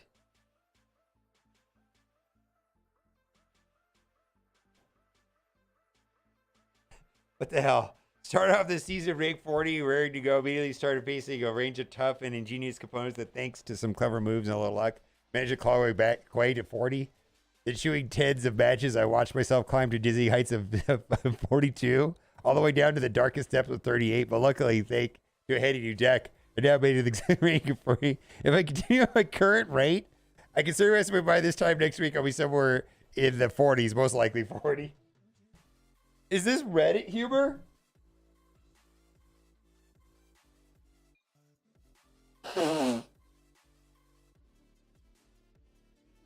Is this Reddit humor? I just don't understand it.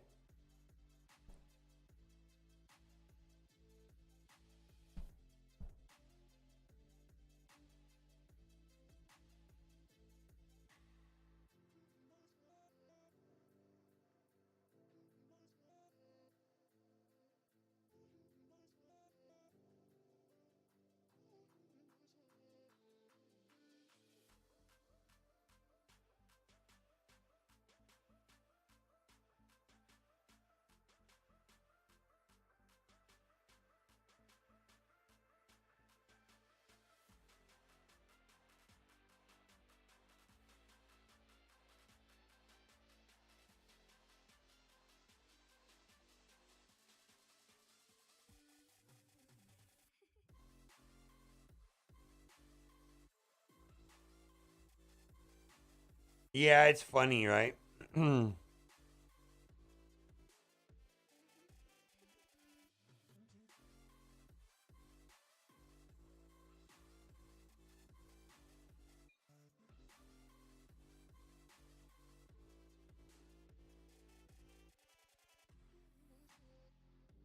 So so this is the part that I don't understand. So there are abstracts and articles about engagement optimized matchmaking.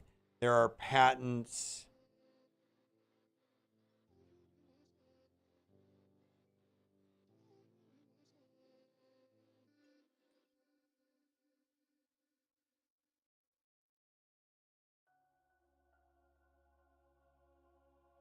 How does that tie into what we've been experiencing?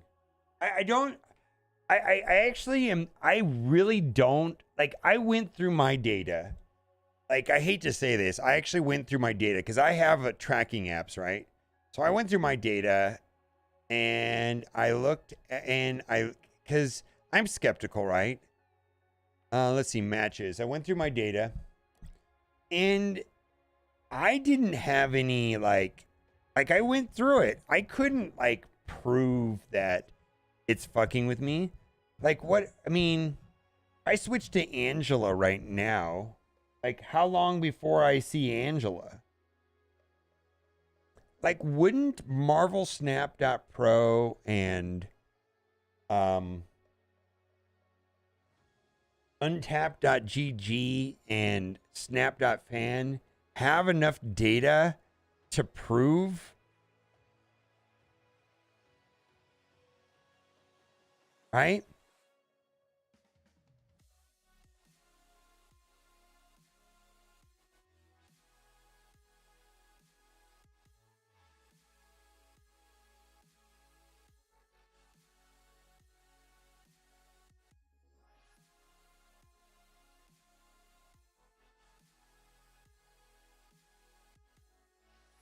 People just say this to prove why they can't rank up, though.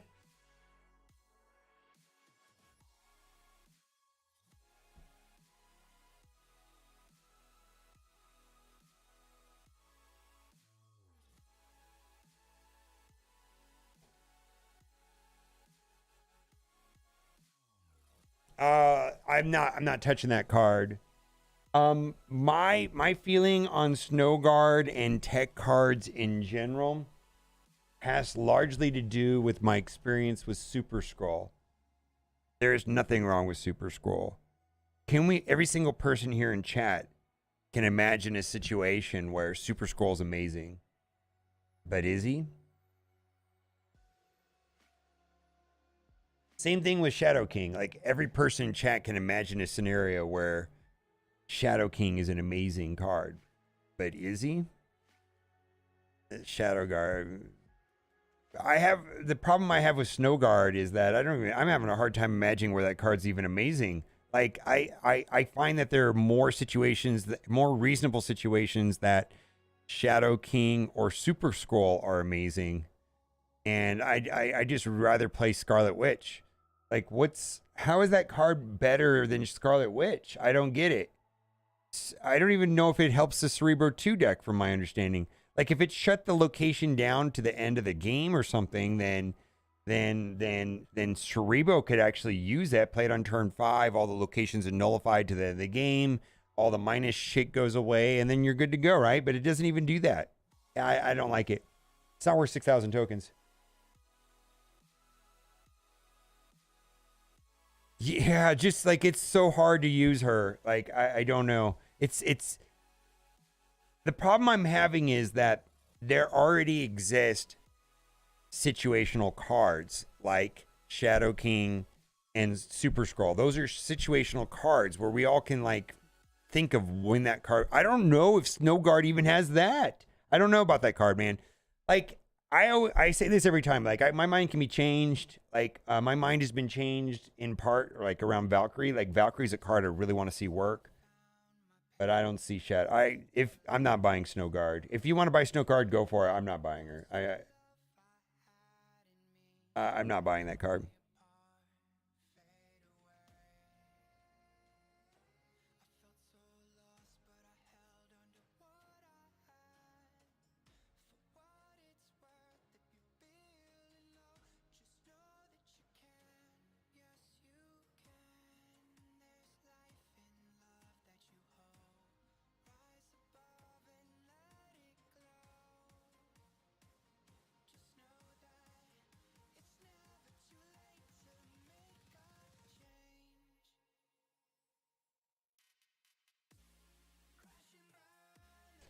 U.S. patent this right here describes a system that matches player with others who have made similar purchases,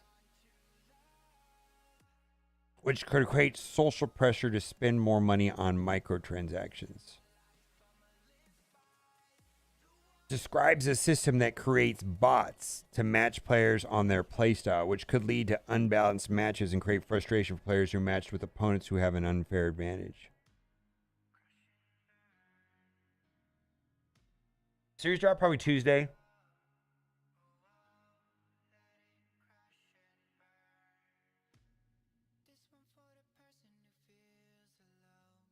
Yes, they are saying that, Jason. They're saying that they're more likely to nerf Galactus than they are likely to nerf Shuri. Like, they actually will pull the trigger on Galactus faster than Shuri. Yeah, that's how I interpret it also. He's still, you know, this is the mean way of saying it, but, I've got data that kind of suggests that Galactus is okay-ish. He's actually on the bottom. Like if you track win rate, he's actually on the bottom part of the cards. We sort by win rate. He's in the bottom quartile for win rate. He almost has a negative win rate.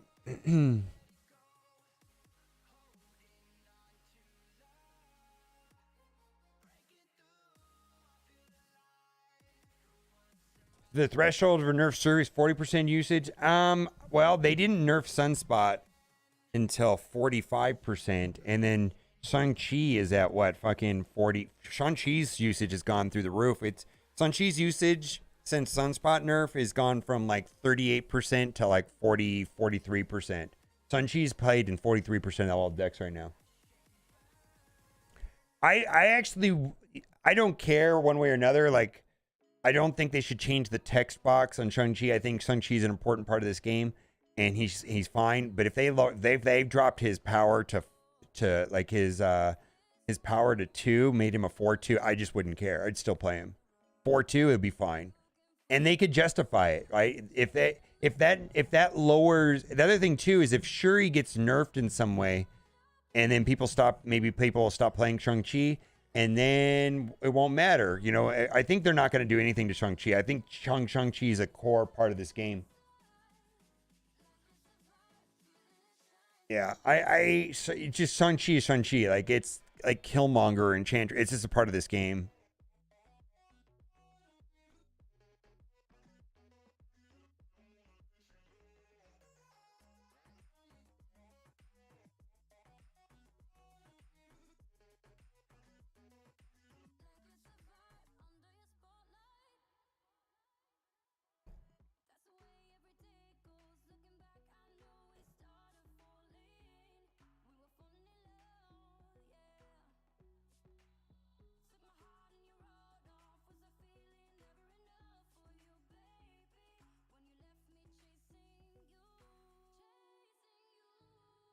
All right. They are saying the thresholds on Nerf Galactus is lower than other cards, but I'm going to tell you that his stats are pretty garbage right now.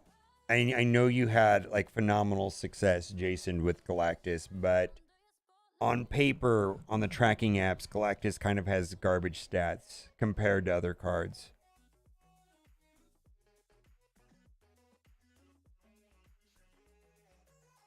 So does Kang, for that matter.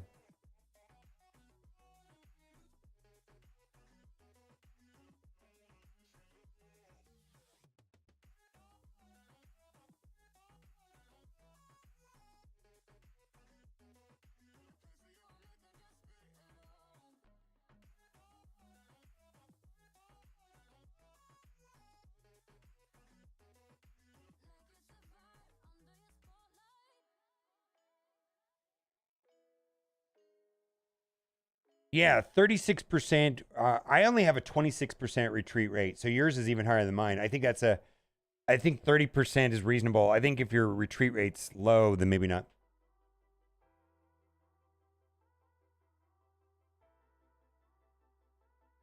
How can they adjust anything to Galactus? Yeah, Galactus doesn't want priority, so making Galactus 6-0 is not even good.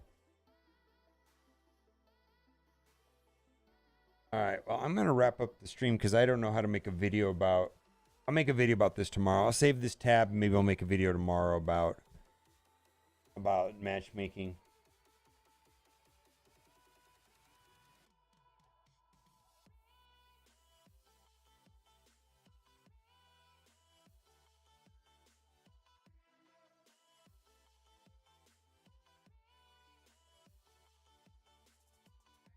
Nobody wins 100% matches.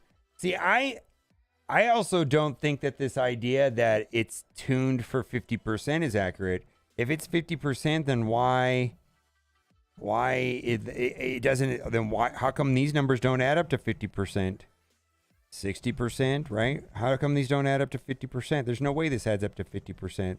This adds up to like 53. The median has got to be 53%. They're not, and it's because of bots, right? They're not targeting everybody for 50% win rate. It's probably like 53 to 54%.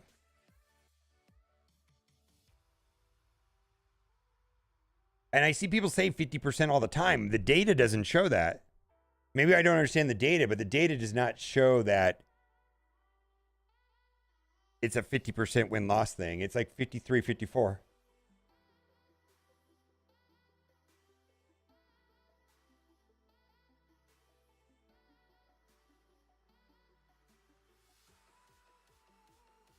Yeah, the data, well, this data right here is people using the tracker app. So I use all three of them. So this is my data. My data is included in this. Millions of games. I mean, it's a segment of the population that you have to be using the app, the tracker, you know. So not everybody uses the tracker, but do they really need even like a couple percent of the population using these tracker apps to get an accurate number? Probably not even that, right? Yeah, so the data, I mean, the data is good if they can collect even 3, 4, 5% of the population, right? Still millions of games worth of data.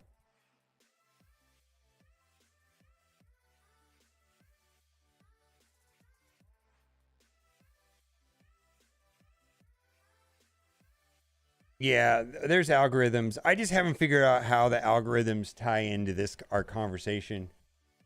I'm going to think about it. I'll probably make a video, but I got to think about it some more. Because there are patents that mess with there's several patents out there by Activision specifically that mess with matchmaking.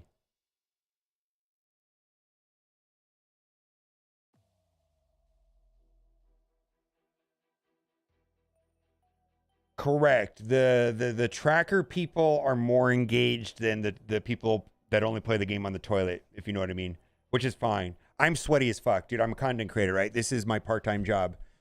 You know, I do full-time Marvel Strike Force and I do this part-time, you know, but I'm doing this 4 hours a day at least, you know. Who else does this? Who else plays Marvel Snap and thinks about Marvel Snap 4 hours a day other than people like me? And maybe you guys actually chat. You guys are pretty engaged too. People that watch streams are highly engaged also. Most people don't even engage with like Twitch, Reddit, Discord, YouTube, any of that. So people that watch streams are more engaged.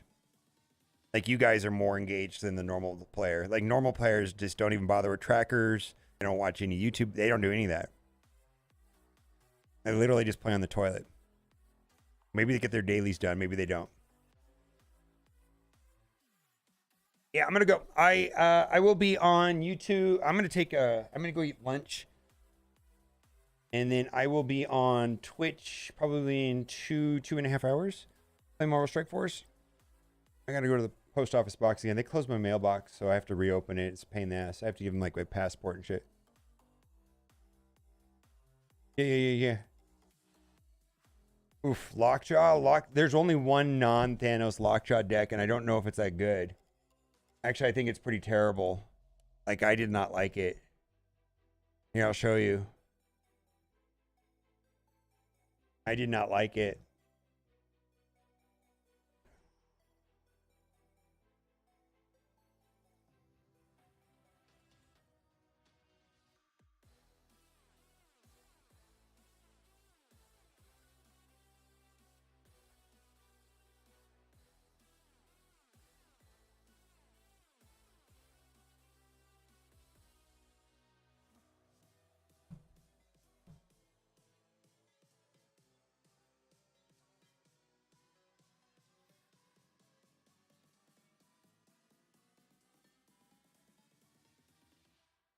Yeah, no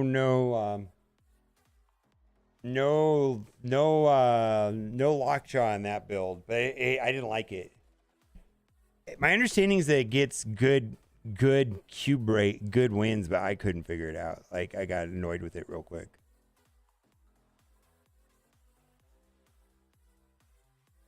Yeah, I didn't like the deck. I gave up, but I only played it.